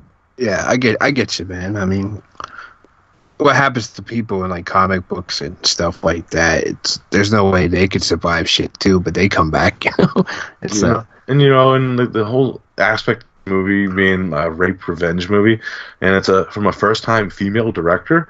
She knocked it out of the park with, like, the way that she shot this one and the whole story and the main lead. It's beautifully shot, and the whole setting and, like, the secluded, like, outback and whatnot.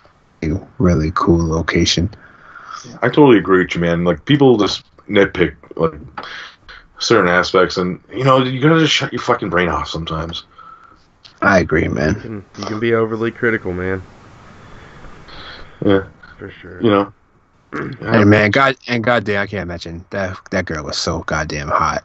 Oh yeah, exactly. Yeah. You guys seen this one, right, Matt and Dub? I bought it from Best Buy for the Black Friday sale. I haven't watched it yet, but I know I understand it, so I've got to watch it some. Yeah, Nice. it man. just missed I all highly, a fantastic film, man. Yeah, man, fucking dope. Yeah, it takes rape revenge to a whole new lot heights, man. I love that film. Yeah, and surprising, a lot of these rape films, that the rape scenes could be kind of uncomfortable to watch. This one's really not that bad, you know. It's pretty mediocre compared to some other films. Yeah, it's a watchable rape scene. Which actually, you're joking. My buddy Mr. Venom actually said on his top 10 show, so that's a shout out to him again. He's like, it's watchable rape or something like that, you know, like, because he doesn't like that type of shit either in his movie. He doesn't like rape revenge really, but this one he could stand it because it wasn't as bad as say like Spin Your Grave remake, you know. Yeah, it's yeah, I agree. It's not really too uncomfortable to watch. Yeah. Of course, rape's fucked up. I don't support rape, but Exactly. it's not a. It's a really good movie, man. It is. All right, Dub. Yeah. So from the film 2018, we got to pull out that joke at least once. But I feel like this is like going to be a cult classic. Technically, a neo-noir film, and this is Bad Times at the El Royale. I really, really wanted to see this one. Me too. I haven't seen it either. I watched it. It was actually cool. It starts off slow, but the time goes by fast, which is great. Yeah, this is like almost a 2.5 hour film, but it really just holds your attention and pulls you in the whole way. The fucking 60s aesthetic is just to a T for one. But I mean, it starts off with just kind of interesting snippet, and it really reminds me of Coen Brothers kind of way of storytelling. And you get to see basically 5 to 6 different perspectives of this same night and same perspective. And it flips through, and you have an interesting cast of characters. And of course, one of my all-time favorite actors, Jeff Bridges, the dude himself. He is fucking amazing in this film as a Catholic priest, but not what you would think of a Catholic priest would be involved or doing, man. His character is fucking awesome. But like I said, it really has a cool like late 60s vibe, like and some interesting throwbacks to the time and era, and it's actually the best performance I've ever seen Chris Hemsworth do as well. Highly suggest this 9 out of 10, man. Definitely check out Bad Times at El Royale. That's one I definitely. That's directed by Drew Goddard, I believe, right? Yeah, man. It's got some good twists and turns to it, and it's definitely action-packed. Like I said, if you're a fan of noir, or just like it's got a Tarantino drama feel to it as well. Yeah, Tarantino, man, it definitely does. Some of the dialogue segments for sure. And they're playing roulette there at the end. Pretty cool. Nice. Yeah, man. Spins the ball and says, "Okay, yeah." Yeah, I'm gonna check that one out soon. Definitely. Yeah, me too. All right, so big number 3. This is actually another directorial debut film that actually I was interested in for a while. I finally got a chance to watch it, and it blew me the fuck away. And this, like me. Yeah, this one. I haven't heard this. Yeah, man, this one was under the radar for a while until I was looking into it more. What is it? It had a festival cert. It's like me. It's on. If you haven't checked this one out, it's on Amazon Prime right now. It stars Addison Timlin as this. If you don't know, she played in Odd Thompson. She was the girlfriend of Antoine Yelchin in that film. She's like this girl named Kita, who's kind of like a YouTube star, but she does like these fucked up videos. Like the whole beginning of the movie, it's her like holding this convenience store clerk, played by Jeremy Gardner of The Battery fame, by gunpoint, and just recording him. And she puts like these fucked up videos on YouTube, and you know, she's kind of a loner character also. She's doing this all to get likes. It kind of plays into like the social media aspect of that. Also, like trying to get into conversations with people on the street. Like there's one in particular where she picks up a bum and she's like, I'll stop recording if you go have breakfast with me, and that type of deal. So it goes into the psychosis and that character aspect. Amazing performance by her in this film. Another great performance is also by actor/director Larry Fessenden as his character Marshall, who's one of the many characters that our main character meets in this. It's a very psychological character study with some cool like art house visuals. There's some Argento-esque scenes within this one also that I really enjoyed, and just the whole chemistry between Fessenden and Timlin is amazing. And just some cool. It starts off very, very, very slow, but when it starts going, it's like a snowball. It starts off small and just really builds up. Got a good cheddar gun, if you know what I'm talking about. And then, of course, is Mandy with Nicolas Cage. Nice. I freaking loved it. I was like, wow. Just in the beginning alone, like when he's with his wife, they're in the room. It's all like blue sky, kind of. Just very cool arts, mellow music playing. Just seems really. But then when the cult shows up and they start doing crazy shit, and then of course Nick Cage lives through his attack. He goes on his revenge. Builds this fucking badass silver axe. Goes after these weird biker dudes. There's cocaine, drugs involved. He's losing his shit. He is just going crazy. Starts, fuck it, let's go to town. Doesn't care. And it just goes nuts. And of course, the Cheddar Goblin commercial was funny as fuck. Yeah, man. This goblin vomiting mac and cheese all over everybody. Gives that cool comic element. I know when some people, they started watching it, they turned it right off. It's like, give it some time. You have to let it go. Let the flow go. And once the flow gets going, holy shit. Yeah, Some great kills.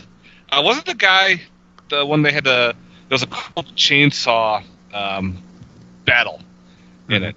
Wasn't the guy from like one of the Texas Chainsaws was the dude with the chainsaw fighting? I don't remember. I don't remember. Yeah. I would have to look that up. There was a cool battle with chainsaws. The whole. You can't make this up, people. No, you can't. This is actually. There's a tiger. There's a tiger out of nowhere. It's all in the there's a same tiger out of movie. Yeah, nowhere. it's all in the same movie. You got these weird ass bikers that look like demons, but they're not. They're just hiding behind. I don't know, metal outfits. It's all fucked up, but it was so much fun. I had a great time with it. Even Nicolas Cage's character, when he goes nuts, it's great. I was just surprised that he played this role well. Usually he kind of like a hit or miss. This one, yeah, that was great. I give this one a 9.5 out of 10. Fuck yeah, man. Nice. Mandy. Yeah, I think we'll be talking about this one a little bit later. Nice. Possible. So, with that being said, Andy. Number 2, eh? All right. My number 2 film is a film that's already been mentioned, and it is A Quiet Place, my personal favorite horror film of 2018. It's yet again one of those films that seemed like it got some mixed opinion on. But I love the aspect of the whole premise of the movie. These characters can't make any noise, or these creatures will find where they are and whatnot. Very another film with a traumatizing scene involving a young child in the beginning of the movie. Yep. Curiosity killed the cat, they say. Yeah. But Yeah. man, I thought this film was fantastic, man. The whole setting, living in this like farmhouse in this basement and whatnot, hiding from these creatures, and this whole family dynamic and giving birth to a baby in this kind of environment. It's just so crazy shit going on in this world, man. But I really love The Quiet Place. Like I said, my horror film of 2018. I give this one a 9 out of. Nice. Yeah, like The Quiet Place too. When I hear about complaints, a lot of it's like, why do they have a baby? People have sex. Babies happen, man. Maybe they didn't plan it, but it just happened. You never know. That's why they had to plan for the outcome. Well, even if the world's ending, he's still gonna try to populate the world, right? Yeah, that's like babies come. There's no condoms anymore, so they can't control it. Fuck. I also do feel like this film could probably have a sequel or something. Set it with a different group of characters, maybe like in a military base or something. Definitely could work. Yeah, I think they're actually developing a sequel to this one as we speak. Cool. So yeah, curious how they take that one. Definitely. What'd you get that one? 9? Yep. 9. All right. Shit. W. I'm kind of nervous on this one. Don't know if anybody's even saw this one. Really interesting film from the land of Estonia. Fantasy horror That's not a place drama. Yeah, you don't hear a lot of films from Estonia, but this is the film November. Holy shit, man! This is just a visual masterpiece, first and foremost, man.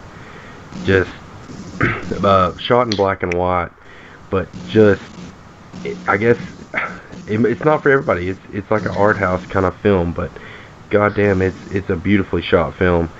But it basically goes there again into my love of the folktale. That's my theme for 2018 for some reason, but really cool folktales dealing with Black Death. You got werewolves, you got the devil himself, fucking ghosts. You got a lot of different horror elements going on in this film for sure.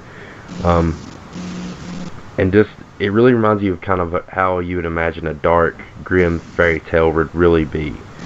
It's not your Disney movie. It's definitely R-rated, definitely brutal, and everything else. November, man, really underrated film. You can see it on Shudder. I highly recommend it. To me, it's 10 out of 10. It's a perfect film. Fuck. Yeah, man. Yeah, this one I seen. I had to rewatch this one. I really enjoyed it. It has some great visuals, man. It's very Ingmar Bergman-esque. Yeah. Yeah, and one of the dudes kind of looks like Klaus Kinski in the movie. Yeah, man, there's some creepy characters in this for sure. Like I said, it's so compelling just visually, man. Like I don't see how you can't be drawn into a film like this.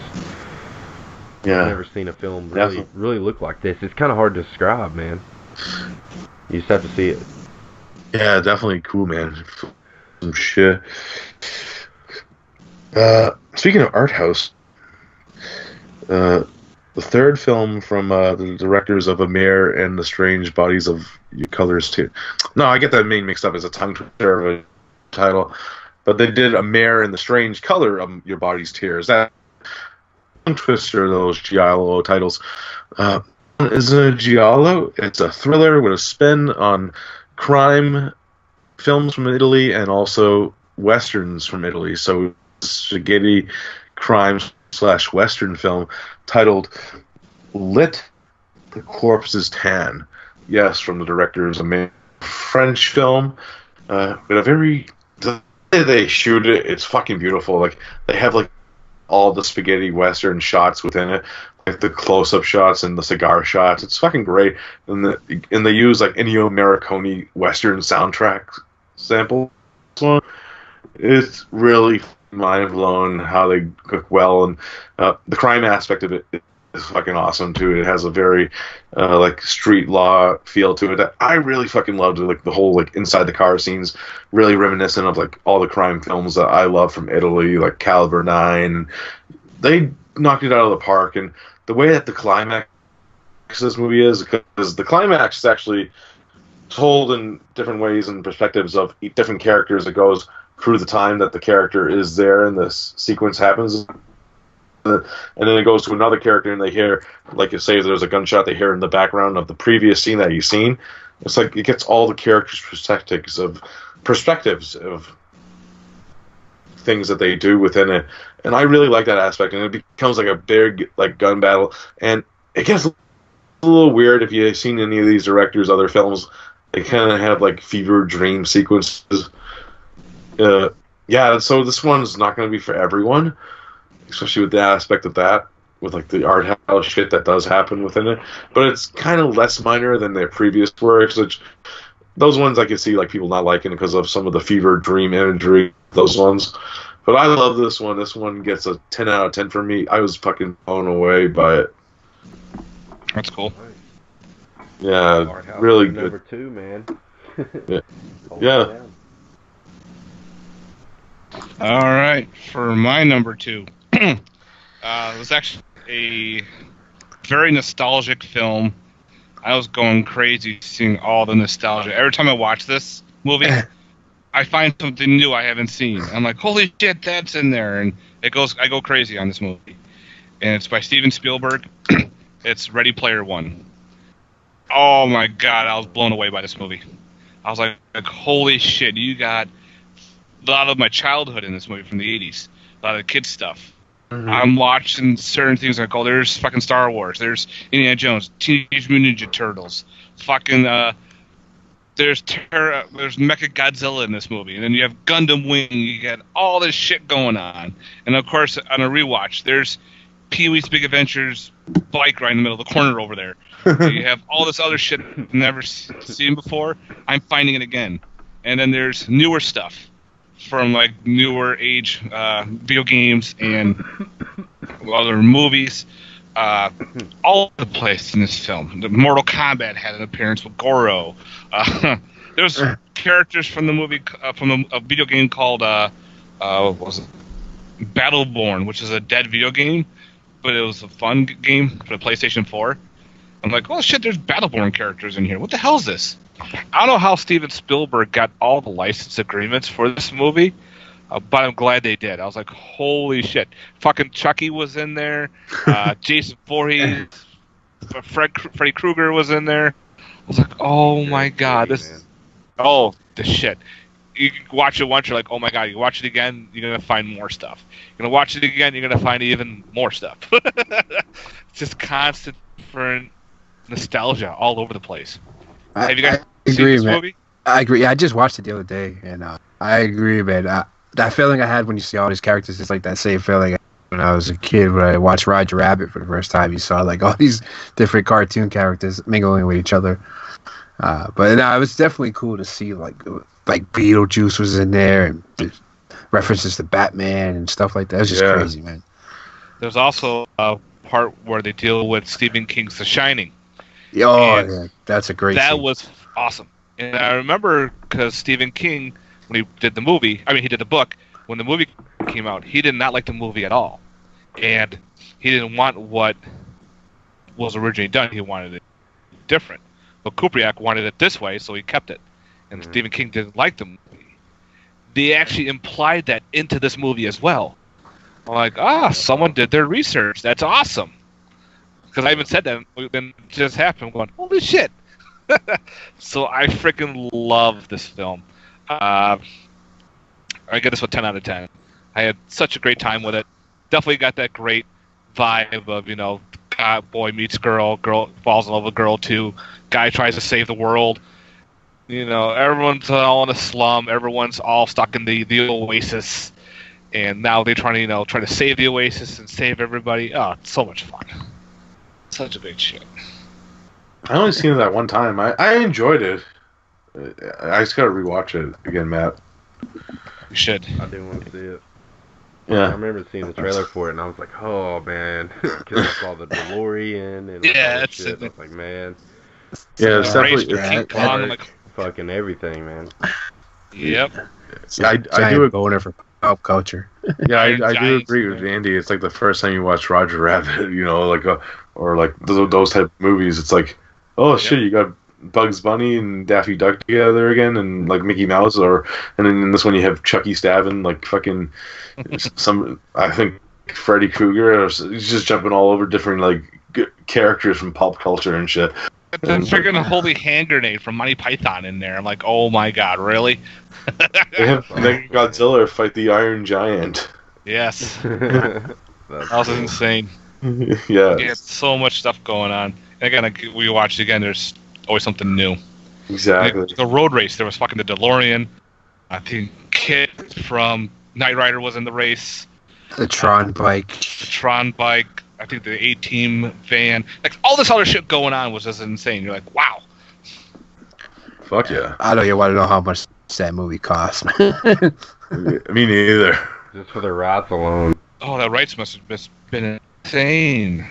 Especially the Toho ride from Mechagodzilla must have been just insane on its own, you know? Yep. You got Warner Brothers characters, you got Universal characters. It's just crazy, man. Yeah. I looked it up here. The budget was $175 million. Estimate. Jesus Christ. Opening weekend was $41 million. Gross was $137 million. Cumulative worldwide gross was $582 million. Jesus Christ. Spielberg. Yeah, Spielberg, he can do that. Yeah, the only type of movie he could pull off. You know what this means, though, guys? Big number ones. Number one. Okay. The big moment of truth. So, we only all have one pick left, and I'm honestly surprised this movie hasn't been mentioned yet. But my number one film of 2018 really probably wouldn't be a surprise to anybody. But it was Upgrade. I still haven't seen it. I haven't seen it. I wanted to see it, man. Yeah, I missed it. Oh, that explains why it hasn't been mentioned. Oh man, Yeah, man, what can I say? It's just a really great revenge action type film, hybrid. Basically, the words describe it. It's like a video game in the movie form. Have you guys seen like Hardcore Henry or anything like that? Actually, no. I've seen like Hotel Inferno. Yeah, it's very similar to those type of, not done in like first person, obviously, so you don't have a headache. But yeah, it's just a really, really great movie. Something that I've heard it compared to, and I kind of agree with. It's kind of like RoboCop-esque. I know Derek's a big fan of RoboCop, so I'm pretty sure you will like this movie. Great stylistic lightings and stuff like that. They got this red neon glow to it in some scenes. A really, really fun, over-the-top, action, violent movie. Not as gory or violent as The Night Comes For Us, but that acceptable level of violence, I guess. I give this movie a 10 out of my favorite movie of 2018. Probably going to be a film people talk about years to come. Nice, man. Bad for fucking missing this now. Me too. I know. Guys had a lot I of feel movies I like need a to watch. failure, dude. Damn. Fuck. Oh well, we'll get to it. We are under attack. We will attack I'm it. gonna repeat something that's already been fucking mentioned for my number one. And former dub snub director Panos Cosmatos of Beyond the Black Rainbow, and he brings you Mandy from 2018.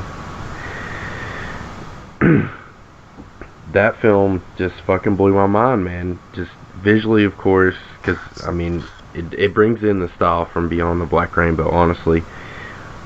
But it's in a revenge style, over the top throwback exploitation. Nick Cage's performance just blows my mind. The bad guys in this are fucking cool as hell. And it goes back to psychedelic folk music, man. I'm telling you, folk is 2018. It's kind of interesting how it blends in with the LSD. So it kind of reminds me of like Easy Rider elements thrown in there, which I'm always a huge fan of that film. Just over the top fun, man. Mandy is a mind-blowing film that everybody needs to see. 10 out of 10. Awesome, Dub. And the reason why I'm being so quiet right now, Yeah. if you haven't guessed it already, my number one is also Mandy. Nice. Yeah, Panos Cosmatos is, like we said when you reviewed the Beyond the Black Rainbow, and we didn't know about this film being made yet or coming out. Like, I want him to make another movie. And he did. And this one's a little more accessible than Beyond the Black Rainbow, because that's one's very more art house in the style and the way it's told. Yeah, definitely. This one's a little more, and like the whole thing with the first hour of it, the way I described it, like the whole way that this film starts out is you get to know them as a relationship and as a couple, and it makes the whole aspect of what happens before the revenge part of the movie even more impact. Yeah, man. Exactly. And I was trying to explain that to a few people and they're like, and I think like people that brush this film off and it's like, this was okay, like if they rewatched it and the years, it will grow on them and they will accept what it is and the story and the aspect, because it is just pretty much, without all the substance and the visuals, pretty much a basic revenge film. You can agree with that? Yeah, and without giving it away, man, just that scene where he's like tied up, man, that is such a like a heartfelt scene. If you didn't have that first hour of building that relationship, that scene wouldn't have the power it does. Yeah. He's having to watch what goes down. I'm not giving it away, but yeah. God, man, it kills. Exactly, man. And Lionel Roach is the cult leader, fucking over the top and fucking awesome. Yes. He's fucking great. Really yeah, cool. Man. I think he actually said in an interview that that's where he based his performance off of, was Manson. It is very Manson-esque. You can tell it. It works, though, for that whole aesthetic, like I said, the psychedelic 60s kind of vibe, almost. And one of my favorite scenes of this movie is the scene with him and Bill Duke, and he goes to get his bow and arrow, and fucking Bill Duke from fucking Predator comes out of nowhere. Bill Duke, the scene between Nicolas Cage and Bill Duke is one of like those moment stop scenes where you just see two actors acting together, and it's fucking great because it's Bill Duke, who I always loved Bill Duke, and I see him in movies. It's all like when he popped up in Menace Society, I'm like, that's motherfucking Bill Duke, motherfucker. It was fucking awesome. And Nicolas Cage, and the whole thing with Nicolas Cage as an actor, like how his acting could be see. And Panos Cosmatos actually said this during an interview. He gets what's wrong with Nicolas Cage when he acts the way he acts in certain movies. It's because the directors don't know how to fucking use him. Right. Exactly, man. Like he shows that he can act. Like, and then another performance, Mom and Dad from this year. He does pretty fucking awesome in that movie. Exactly, and that's the whole aspect. Like that one. The whole aspect of. Did you see this, Andy? No, so you guys could feel guilty. I didn't see Mandy. Yeah, you should check it out and just judge on your own, man. Like, you might not like it the first time, but this is definitely a film that I could see like people that didn't like it as much as we do the first time, they might like it the second time. I heard that from a lot of other podcasters I've been listening to. It gets better each time you watch it, man. It's, the visual style is amazing. Like the whole thing that happens during the second half. That also, like, if you didn't look at like the aspect of the background of the sky, it turns into like one of Mandy's portraits, which is a cool aspect that I think you will appreciate when you watch it. And I can't, because Panos Cosmatos, you know who his dad is, right, Andy? No. His dad was directed Cobra.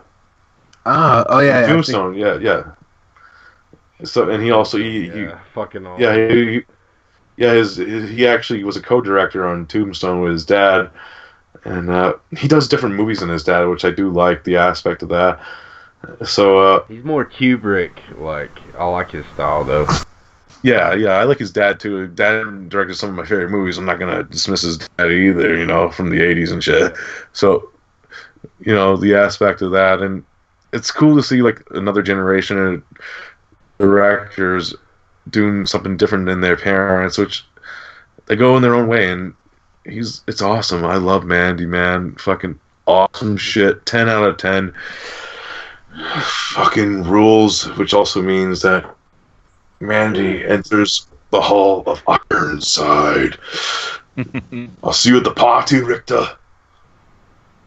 We should just get like every time we induct the movie into the Hall of Ironside, from now on, like a Michael Ironside clip play when it gets inducted. You want to do that, guys? I can do that. I can pop that in.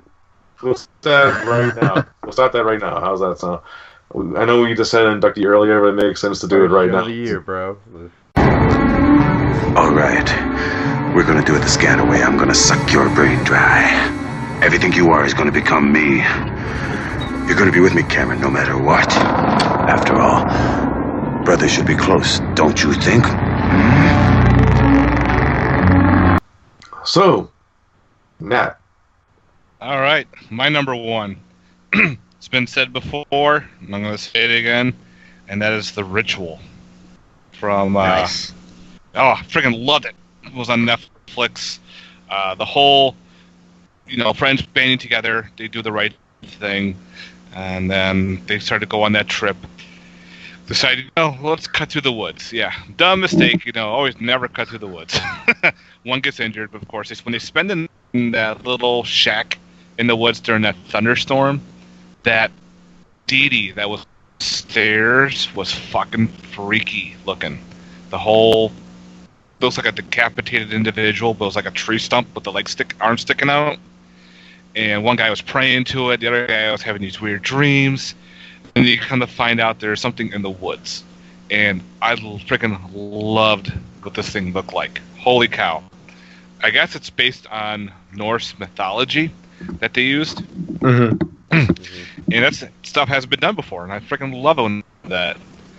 And of course, there is something else going on in the woods with a commune. I won't say much about that.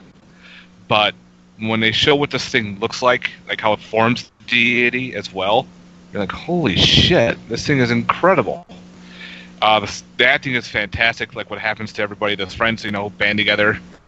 Very, very freaky. This movie did freak me out. And usually it takes a while to freak me out, but this one did a fantastic job. Love the scenery. Of course, being lost in the woods is never a good thing. But, I don't know. I just love I want this movie as a physical release. Yeah. So far, yeah, that's Netflix the one hasn't downfall released to these those streaming movies. Not too many physical releases. I know, Yeah. once this gets a physical release, I am buying this for sure. Because you never know what streaming do it or somebody. Yeah. Yeah, streaming is great and all, but they take shit down. And all of a sudden you want to watch it again. Like, say, 3 years down the road you want to watch it again. It's not there. Whereas if you have a physical Even copy... if you buy it, dude. Yeah. If you look in the fine print, even if you buy, like, a Voodoo or shit, they have the rights to remove that shit and you'll lose it. They do. That's why Yeah. I don't like the whole streaming thing. Mm-hmm. Physical copy, I could watch it 3 years, 5 years down the road. I could watch it tomorrow. It's right there and there, always on the shelf. Unless I lose power, that's a different story. But yeah, this movie's 10 out of 10 for me. I freaking love The Ritual. It was an early release, and that's what kicked off 2018 for me for that. What's this film? Oh, should have been a Hall of Famer, but it wasn't. Yeah. Unfortunately, it missed out on my... Like I said, the aspect, I'm just picking my favorite movie. Like, I rated it as high as some of you guys, but... That's fine.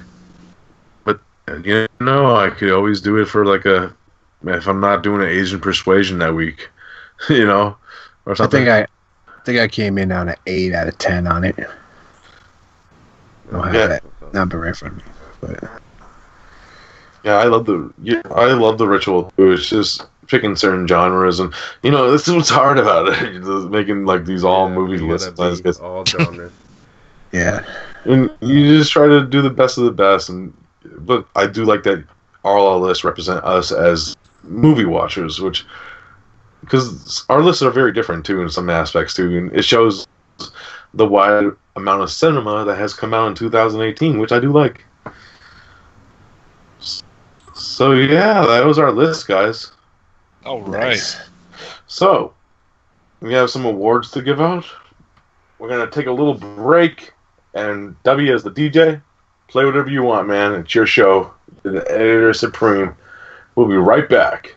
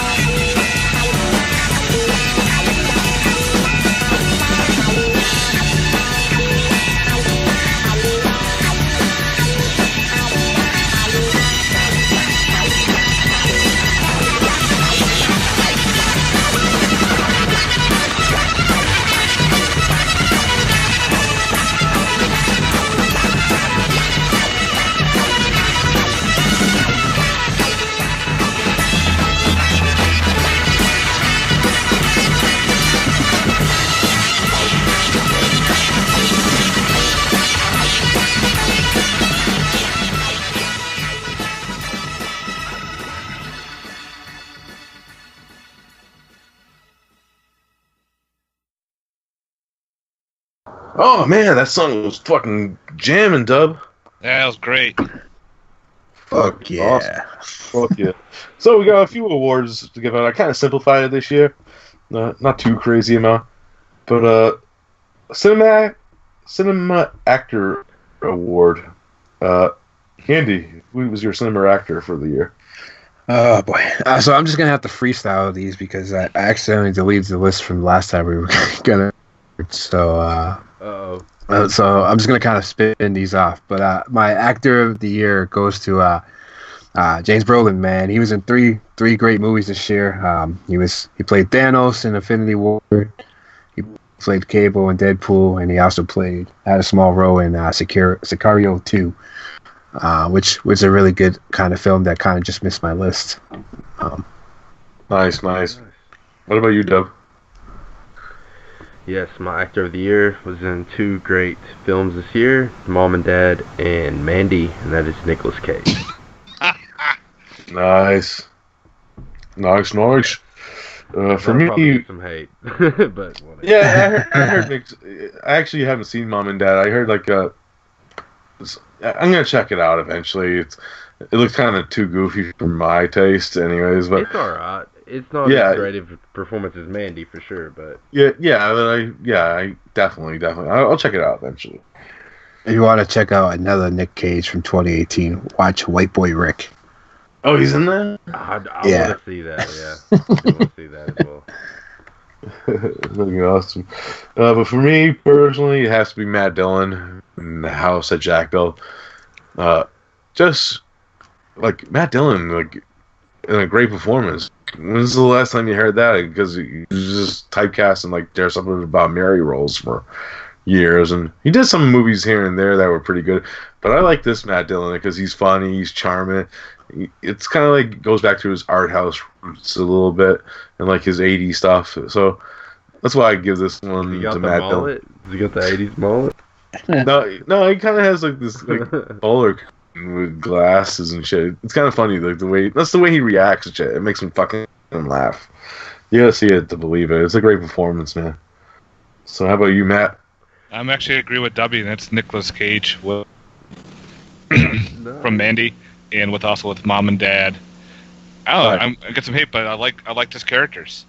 I thought he did a great job in those films and those roles. No, like he would be my second choice. It was just the way Matt Dillon did it. He did it kind of the aspect of I liked him a little bit more. But Nicolas Cage, it was a great year for him too. I agree, definitely. Jeff Bridges, that's my runner-up. Really good. Cinema or actress? So I did write this woman's name down, but I don't remember it at the moment. But I'm gonna go with the girl, Revenge. I know what you're talking about. Yeah, it's like good call.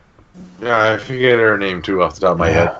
I can Google it. I've never seen her in anything myself before that movie. Yeah. Well, if that's her first movie I ever seen her, and she did a hell of a job. She's beautiful. What, Matilda Anna? Yeah, something like that. Ingrid? Like, she has 4 last names?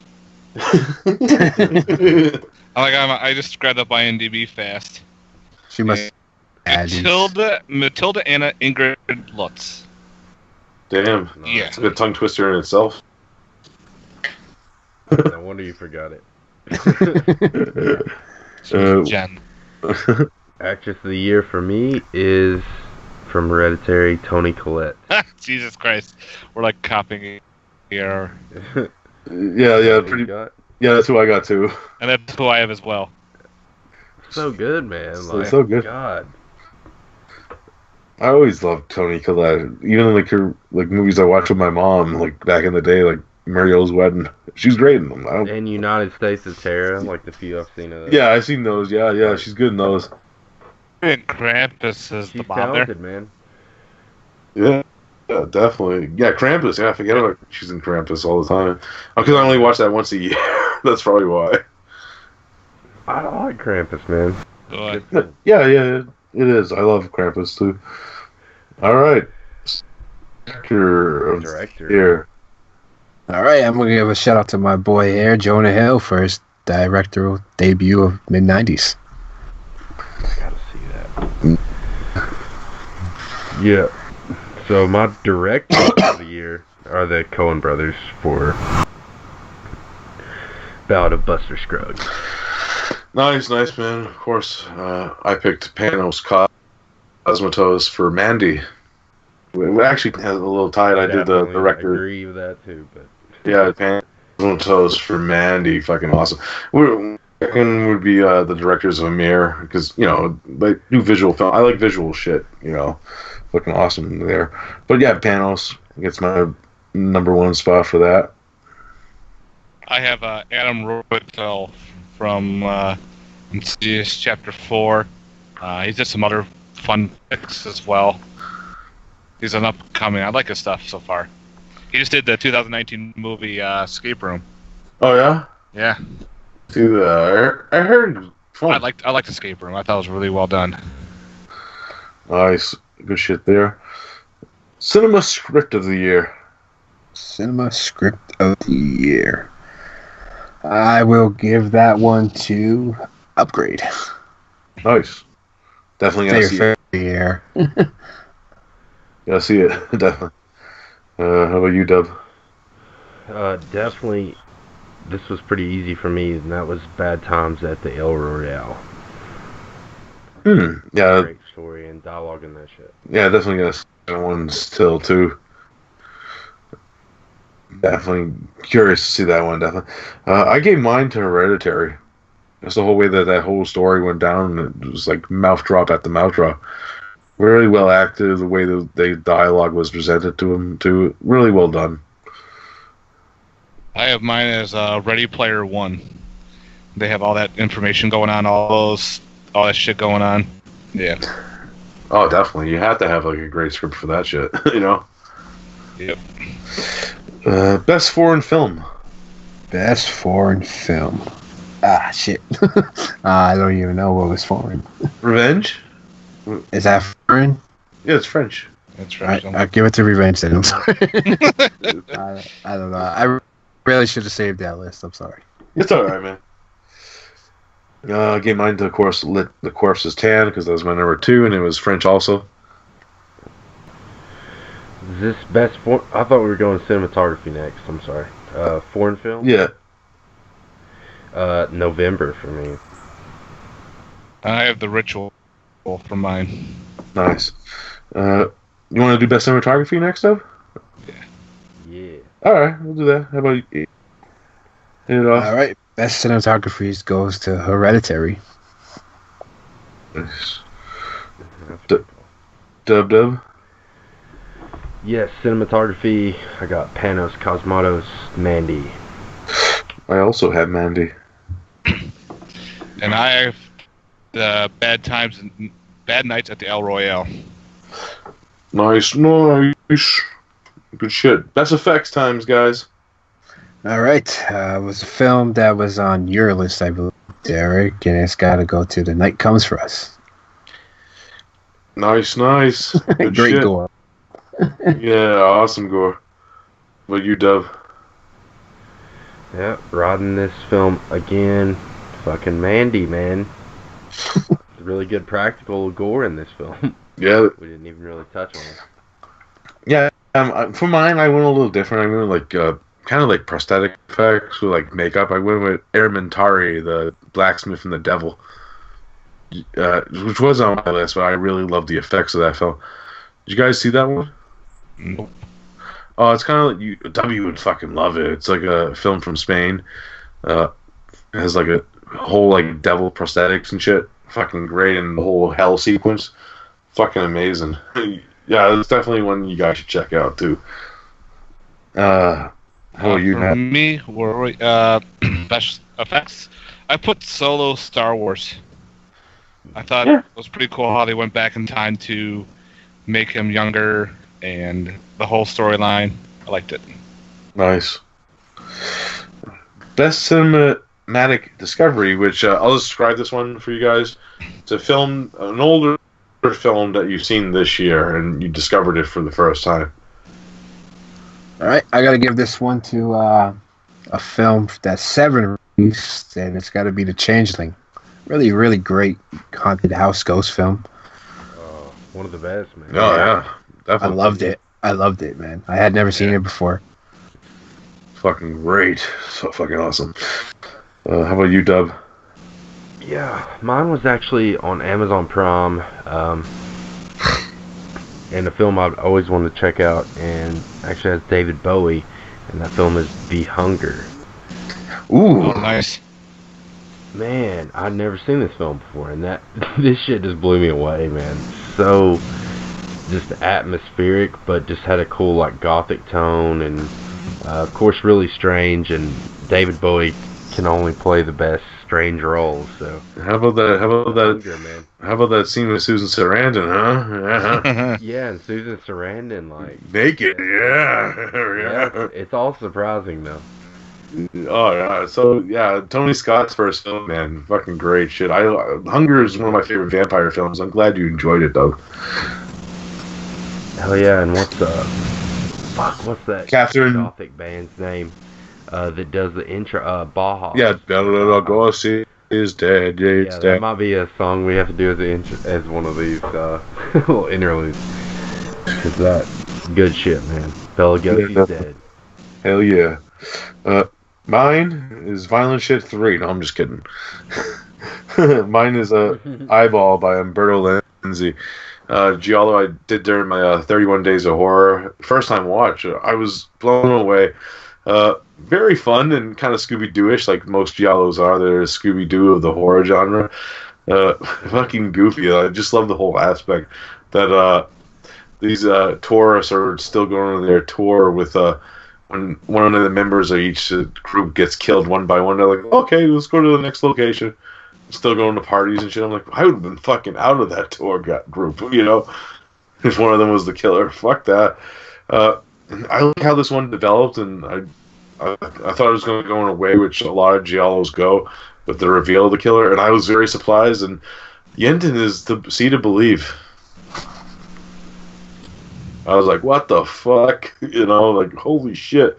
Really goofy movie, but I just loved it. It has some cool kills, and I like the look of the killer.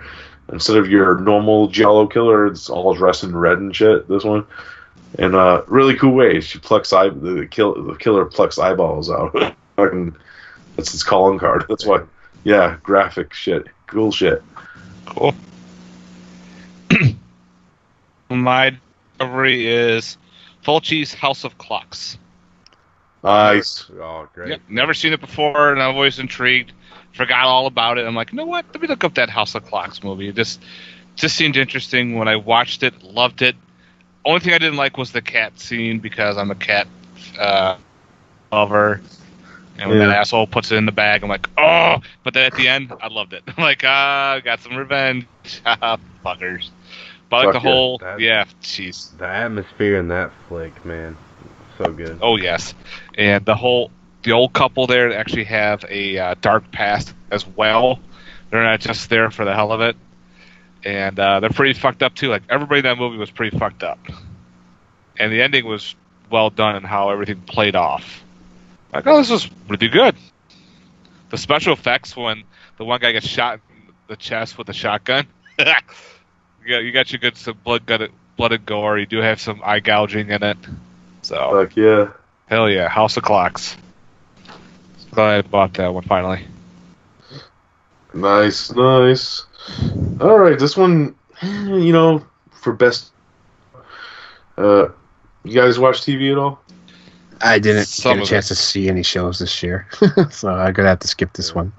All right. How about you, Dub? I'm gonna use the same one I used last year. It's super underrated TV show is Mr. Mercedes. Oh yeah. Channel's that on? Also Castle Rock. It's on the Audience Network, man. Only on DirecTV, unfortunately. But Fuck. really, really good fucking Stephen King adaptation. I mean, it's R-rated. They say fuck and super gory, and I mean it's a good show. Yeah, because I heard Jamie from when I was on the Evil episodes talking about it. I'm like, what the fuck's the Audience Channel? I didn't want to say it out loud on the fucking air, but yeah, you know, it's so underrated, man. And that show is, it really is. Yeah, for me, unfortunately, this show actually, sadly, was probably the last season of the show. Sci-Fi Channel actually ended it, said it was not going to pick up any more season. That is Channel Zero, Season 4, The Dream. I really fucking dug it. I finally saw the first season. I liked it. Yeah, I like all the seasons of Channel Zero because they were all different stories. It's kind of like the way I describe it. Channel Zero is a more better put together version of American Horror Story, where it's only 6 episodes each season, and it has a big beginning, middle, and end, and it's not like over drawn out and You know how a lot of American horror story final episodes are like, "Fuck you," ended. They're always. That's what sucks, dude. Like, American Horror Story is good until like the last episode. They always like fuck. You know which ending I really liked of that? It's like, what the hell?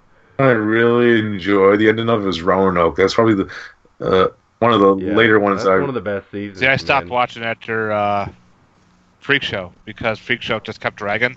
I'm like, I don't want to watch another one. Yeah, Hotel was pretty good too. I don't remember hating the ending of that one, so that one was okay with Lady Gaga. She was actually really good in it. I heard she was good. Oh yeah. But yeah, that's my pick. Bela Lugosi's dad is in that as well. It is. Call back to The Hunger. Mm-hmm. How about you, Matt? You watching any TV this year? Actually, the one I put on here, it finally the season complete series ended. Again, we're going a little nostalgia here. That's the Netflix original Voltron series. Oh. I I friggin' gotta check that out. Oh my god! If you're a fan of the original Voltron show, you're gonna love this. Holy crap! They even added the original Voltron cartoon in this cartoon in one of the seasons, which was pretty cool. They did some changes around, but the ending just blew me away. I was like, "What? They ended it this way? Wow!" And I freaking loved it. They even did a nod to the second season, well, the second Voltron with the vehicle force. They added a nod to that. They added a nod to a bunch of other things from Voltron. Wow, I loved it. Yeah, I gotta check that out.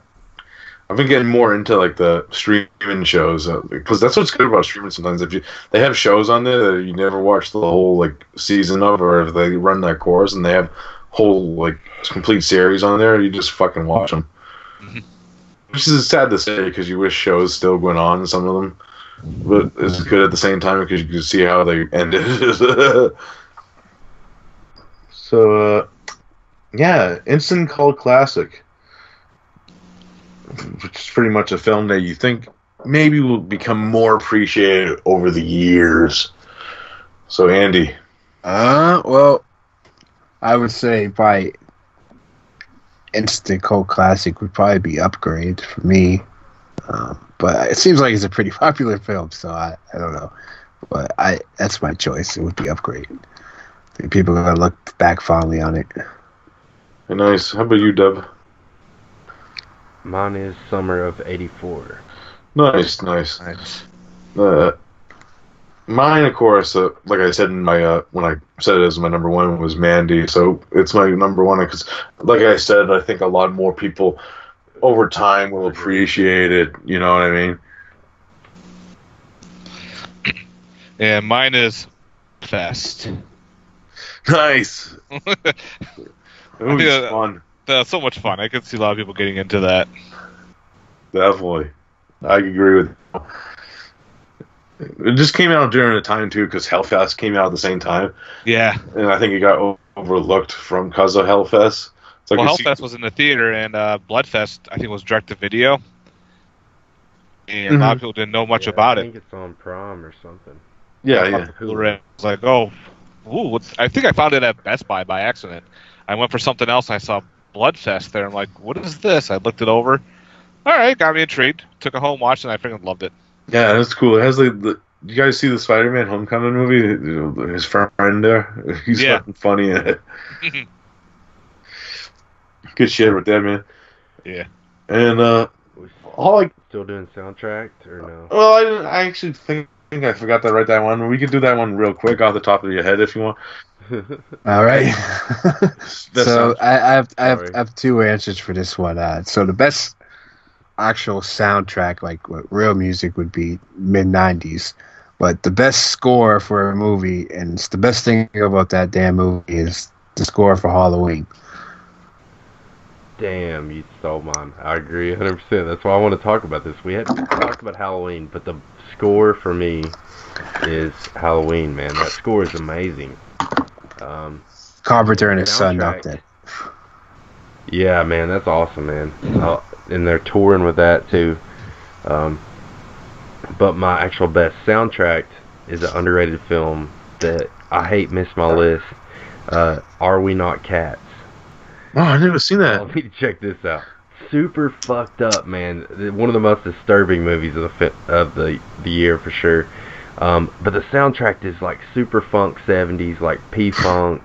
The soundtrack is amazing. I love it. It just speaks to me. But and I'm a cat fan in general. So, but it has some disturbing humans kind of portraying cats. It's basically a horror film with some romantic elements. You need to check out Are We Not Cats? It's on Prime. Mine, of course, is going to be for Mandy, and unfortunately, it's sadly I'm going to probably butcher this guy's name, Johanna Johnson. I think I butchered the fucking. Yeah, that is good soundtrack to that. I remember. Yeah, and it's his last score because he unfortunately died after he did the soundtrack. Mm-hmm. Of course, he also did the soundtrack to the original Sicario film. And I did appreciate Sicario too. That used some of his themes, like the Beast theme, like boom, boom. But this one is very good. And I love the beginning with King Crimson and Mandy. Sets off the tone. Yeah. Definitely awesome shit. I love the metal references, man. The Motley Crue and just all kinds. And then like the cheesy old films. I love Mandy. Yeah, Mandy's awesome. Yeah, the soundtrack's awesome. So R.I.P. to the composer of Mandy. Fucking awesome. I gotta pick out the soundtrack, actually. Really good shit. I actually did not have a soundtrack on this at all because I couldn't really think of a good one. But I put on here for like music-wise was John Carpenter's anthology that got released this year. Well, 2018. Kind of like a soundtrack. It's all John Carpenter's music from all different movies. True that. I actually grabbed that too. I grab all Carpenter's shit. He's a great composer in general and musician. Yeah. Mm-hmm. Yeah. All right, final one for this media release of the year. Alrighty. So you guys know how much I love this movie, and it's not a good movie at all. But it finally got some justice done with a nice fancy Blu-ray from Shell Factory to Mac and Me. I thought of you when that was announced, man. That was awesome.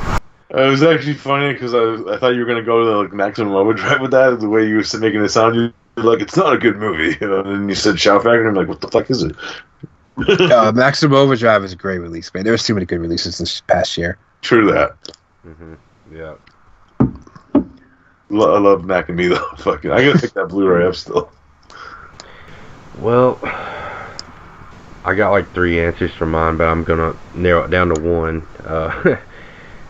Because I had a great cinematic experience seeing this in theaters in 4K, presented by Blue Underground, and that is Maniac. Oh, fucking fantastic release. I recently picked that up. God, I can't suggest that enough. And the bonus feature of Maniac Part 2, starring Joe Spinell as well. Definitely worth checking out. Nice. Mine might shock you guys the way I actually usually talk about this era of horror. Mine is Urban Legend from Scream Factory. Oh, wow. It's actually one of my favorite 90s slashers. I actually put this over Scream. In the house. I actually put this over Scream, though, because it's the one I first saw. So I like it better than Scream. It's more nostalgia for me, too, in that aspect. I think Scream's a better made movie, but I think it's just Urban Legend's better for me. And this one's very worthwhile. I don't say pay the fucking money that it's going for now. Try to get it on sale, because you know how Scream Factory is trying to fuck people sometimes now, especially with their fucking stupid prices. But I say pick it up down the road when you see it for maybe $15, because you know it will go down the line, you know. And this is the whole documentary. It has like a 2-hour documentary, and I was shocked how many people came back to be interviewed for this.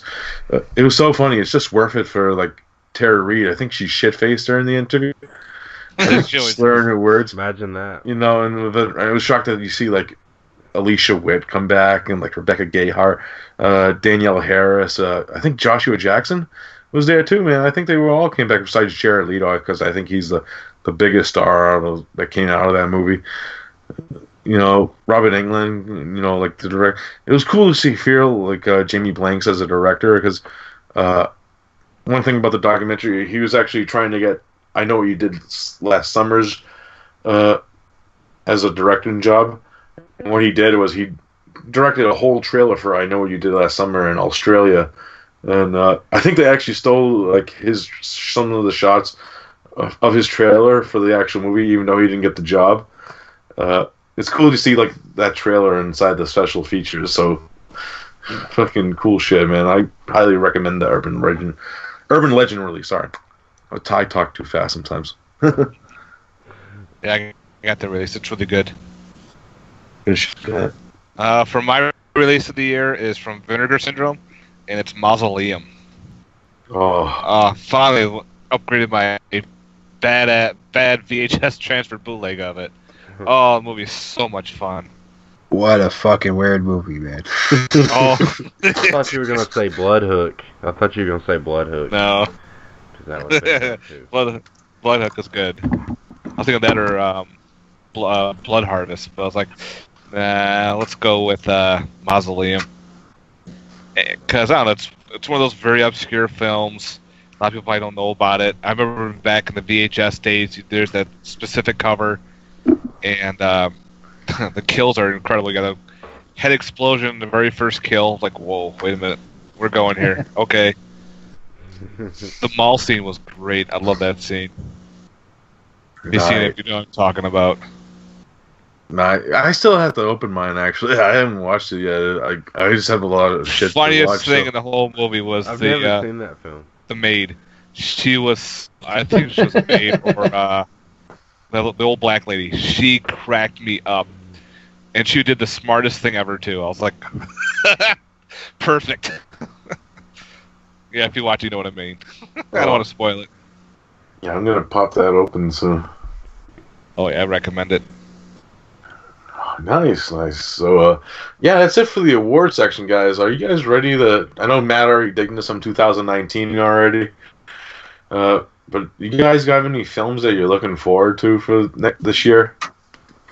Man, 2019 is going to be one hell of a year, man. Probably my most anticipated movie, if you listen to last year's show, John Wick 2. Of course, this year John Wick 3 comes out. Curious to see how they're gonna probably end the trilogy.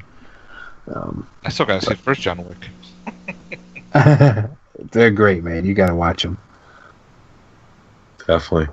One film that I want to see, I actually was gonna rent it this weekend. It's on VOD right now. Is Pearson, which is the follow-up film from the director of Eyes of My Mother. Really cool premise, and it has I can't pronounce so many people's fucking last names. Like Mia Wasikowska, you know, she was in like Alice in Wonderland and Stoker. That chick, yeah, fucking. It has like a cool like Italian-based soundtrack and shit, and it's one I want to check out. I'm probably gonna rent that next week, actually, on our off week. So look out for that on Letterboxd, guys, soon. Endgame, of course. The new Godzilla. Yeah. Fuck. That trailer in my mouth was fucking... I had a fucking hard-on, man. I was fucking... Dick was hard during that trailer. Fuck. Fucking... I do want to see one that, like, counted for last year, but it's not getting a physical release till this year, is Suspiria remake. Yeah, that's definitely one that's one actually one I haven't checked out for last year's show. So unfortunately, that didn't make the cut. I know Dave Z, if he ever listens to this, is like, fuck you guys. Gotta see Suspiria, man. Gotta see that. It Part 2. Oh, yeah. Pet Cemetery. Yeah. There's a few Stephen King's anyway. Yeah. It remake better than the TV movie, right, guys? Oh yeah. yeah, I gotta admit it. Even though I love Tim Curry, man. I love his performance as well. But yeah, I mean, overall, you gotta say that it's better. Yeah, more darker tone, better fucking, you know, like people bitch about the CGI. Skarsgård, man. Skarsgård's pretty amazing too. Yeah, he's doing a great job with it. Props. Hell yeah, man. Plus, I can't wait to see him do it again. So yeah, I'm very curious because, like, we complained about the fucking adult part in the other version. You know, I'm kind of curious how they do it in this one. yeah. Especially when I want to see Bill Jessica Chastain, man. Hader as Richie. Yeah, Bill Hader. That is. That's the greatest casting ever. And the Old Spice guy. The Old Spice. Yes, that guy. Yes, can't wait. Can't wait to see the Old Spice guy fight Pennywise. It's gonna be amazing. There's a movie coming out called, I think it's called The Last Wish. I want to see that with Lin Shaye. Oh yeah. What's that new James Wan? That Spanish. Oh, that looks fucking the Curse of creepy as hell. Lenora. Lenora. That movie looks good, man. Yeah, that one looks cool. I saw the trailer for that too. It looks fucking creepy. I wonder when I saw it in theaters. Polaroid's coming out.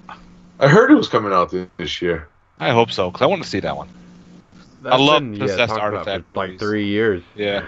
Oh, and speaking of Toni Collette, she's actually in Velvet Buzzsaw coming on Netflix. Next month. February I've 1st. heard good things about that. I want to Yeah. check that too. Yeah, man. Yeah, fucking that looks great. Fucking Malkovich is in it too. I'm like, oh, this is gonna be good. Yeah.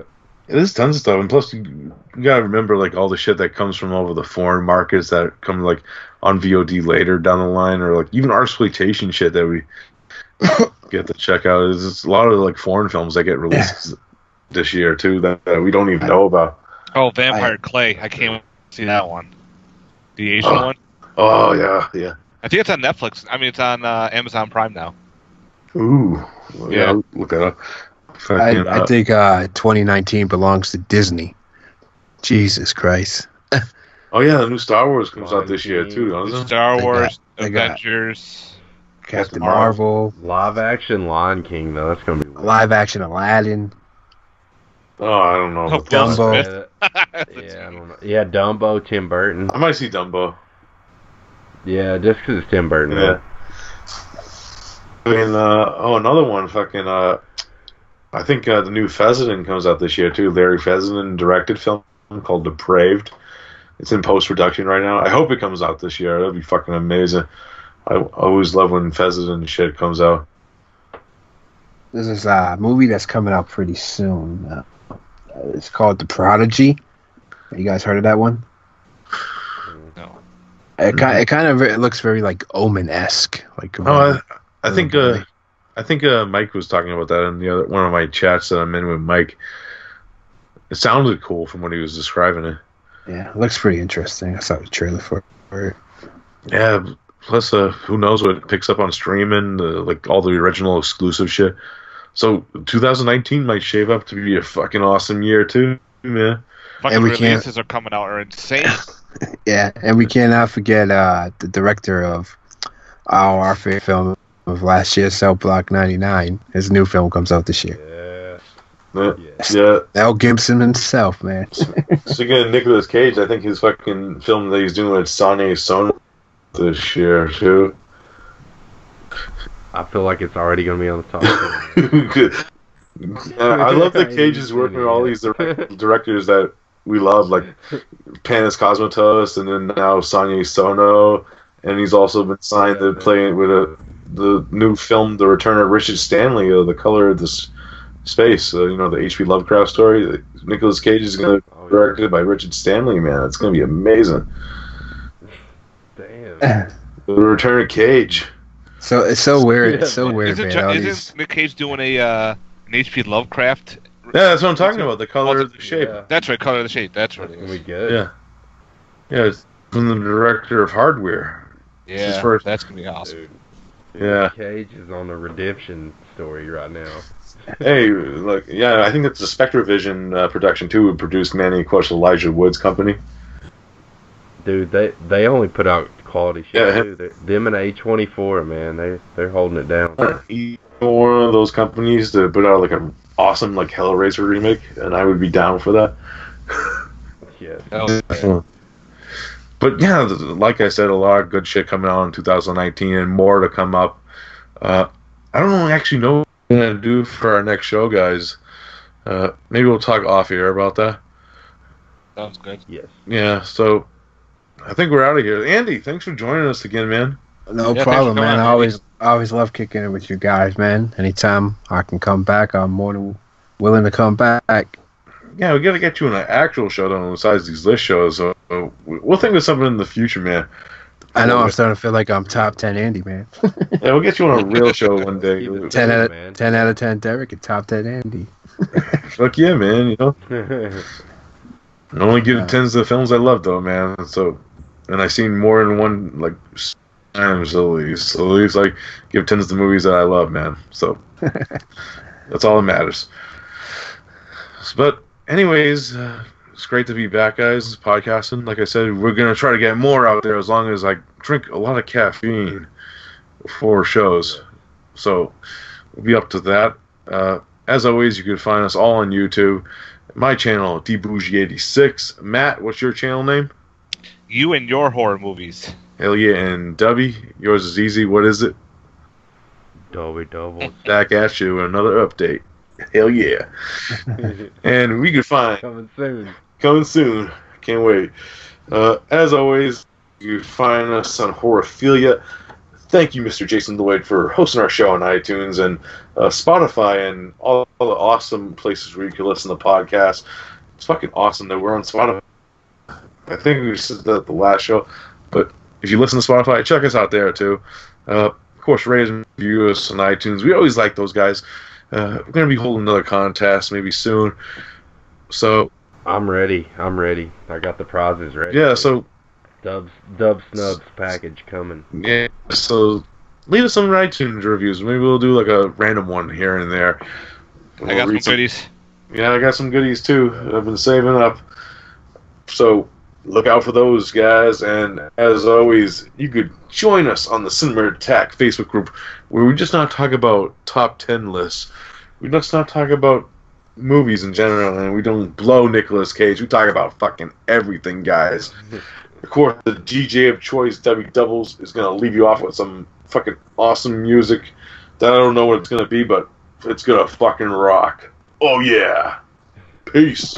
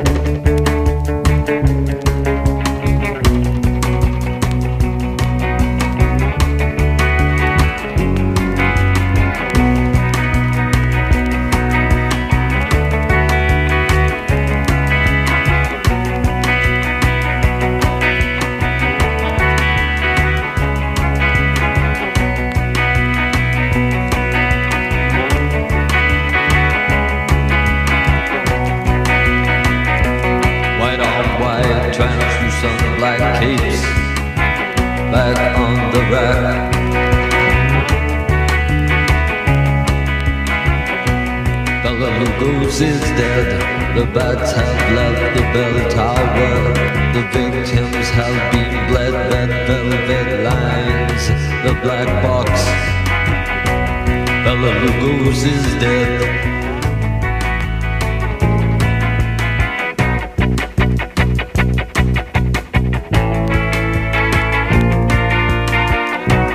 Bela Lugos is dead.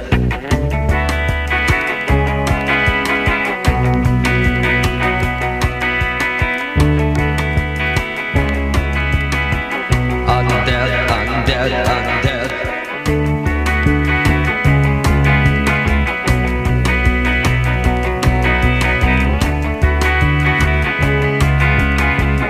Undead, undead, undead. The virginal brides file past his tomb. Stoom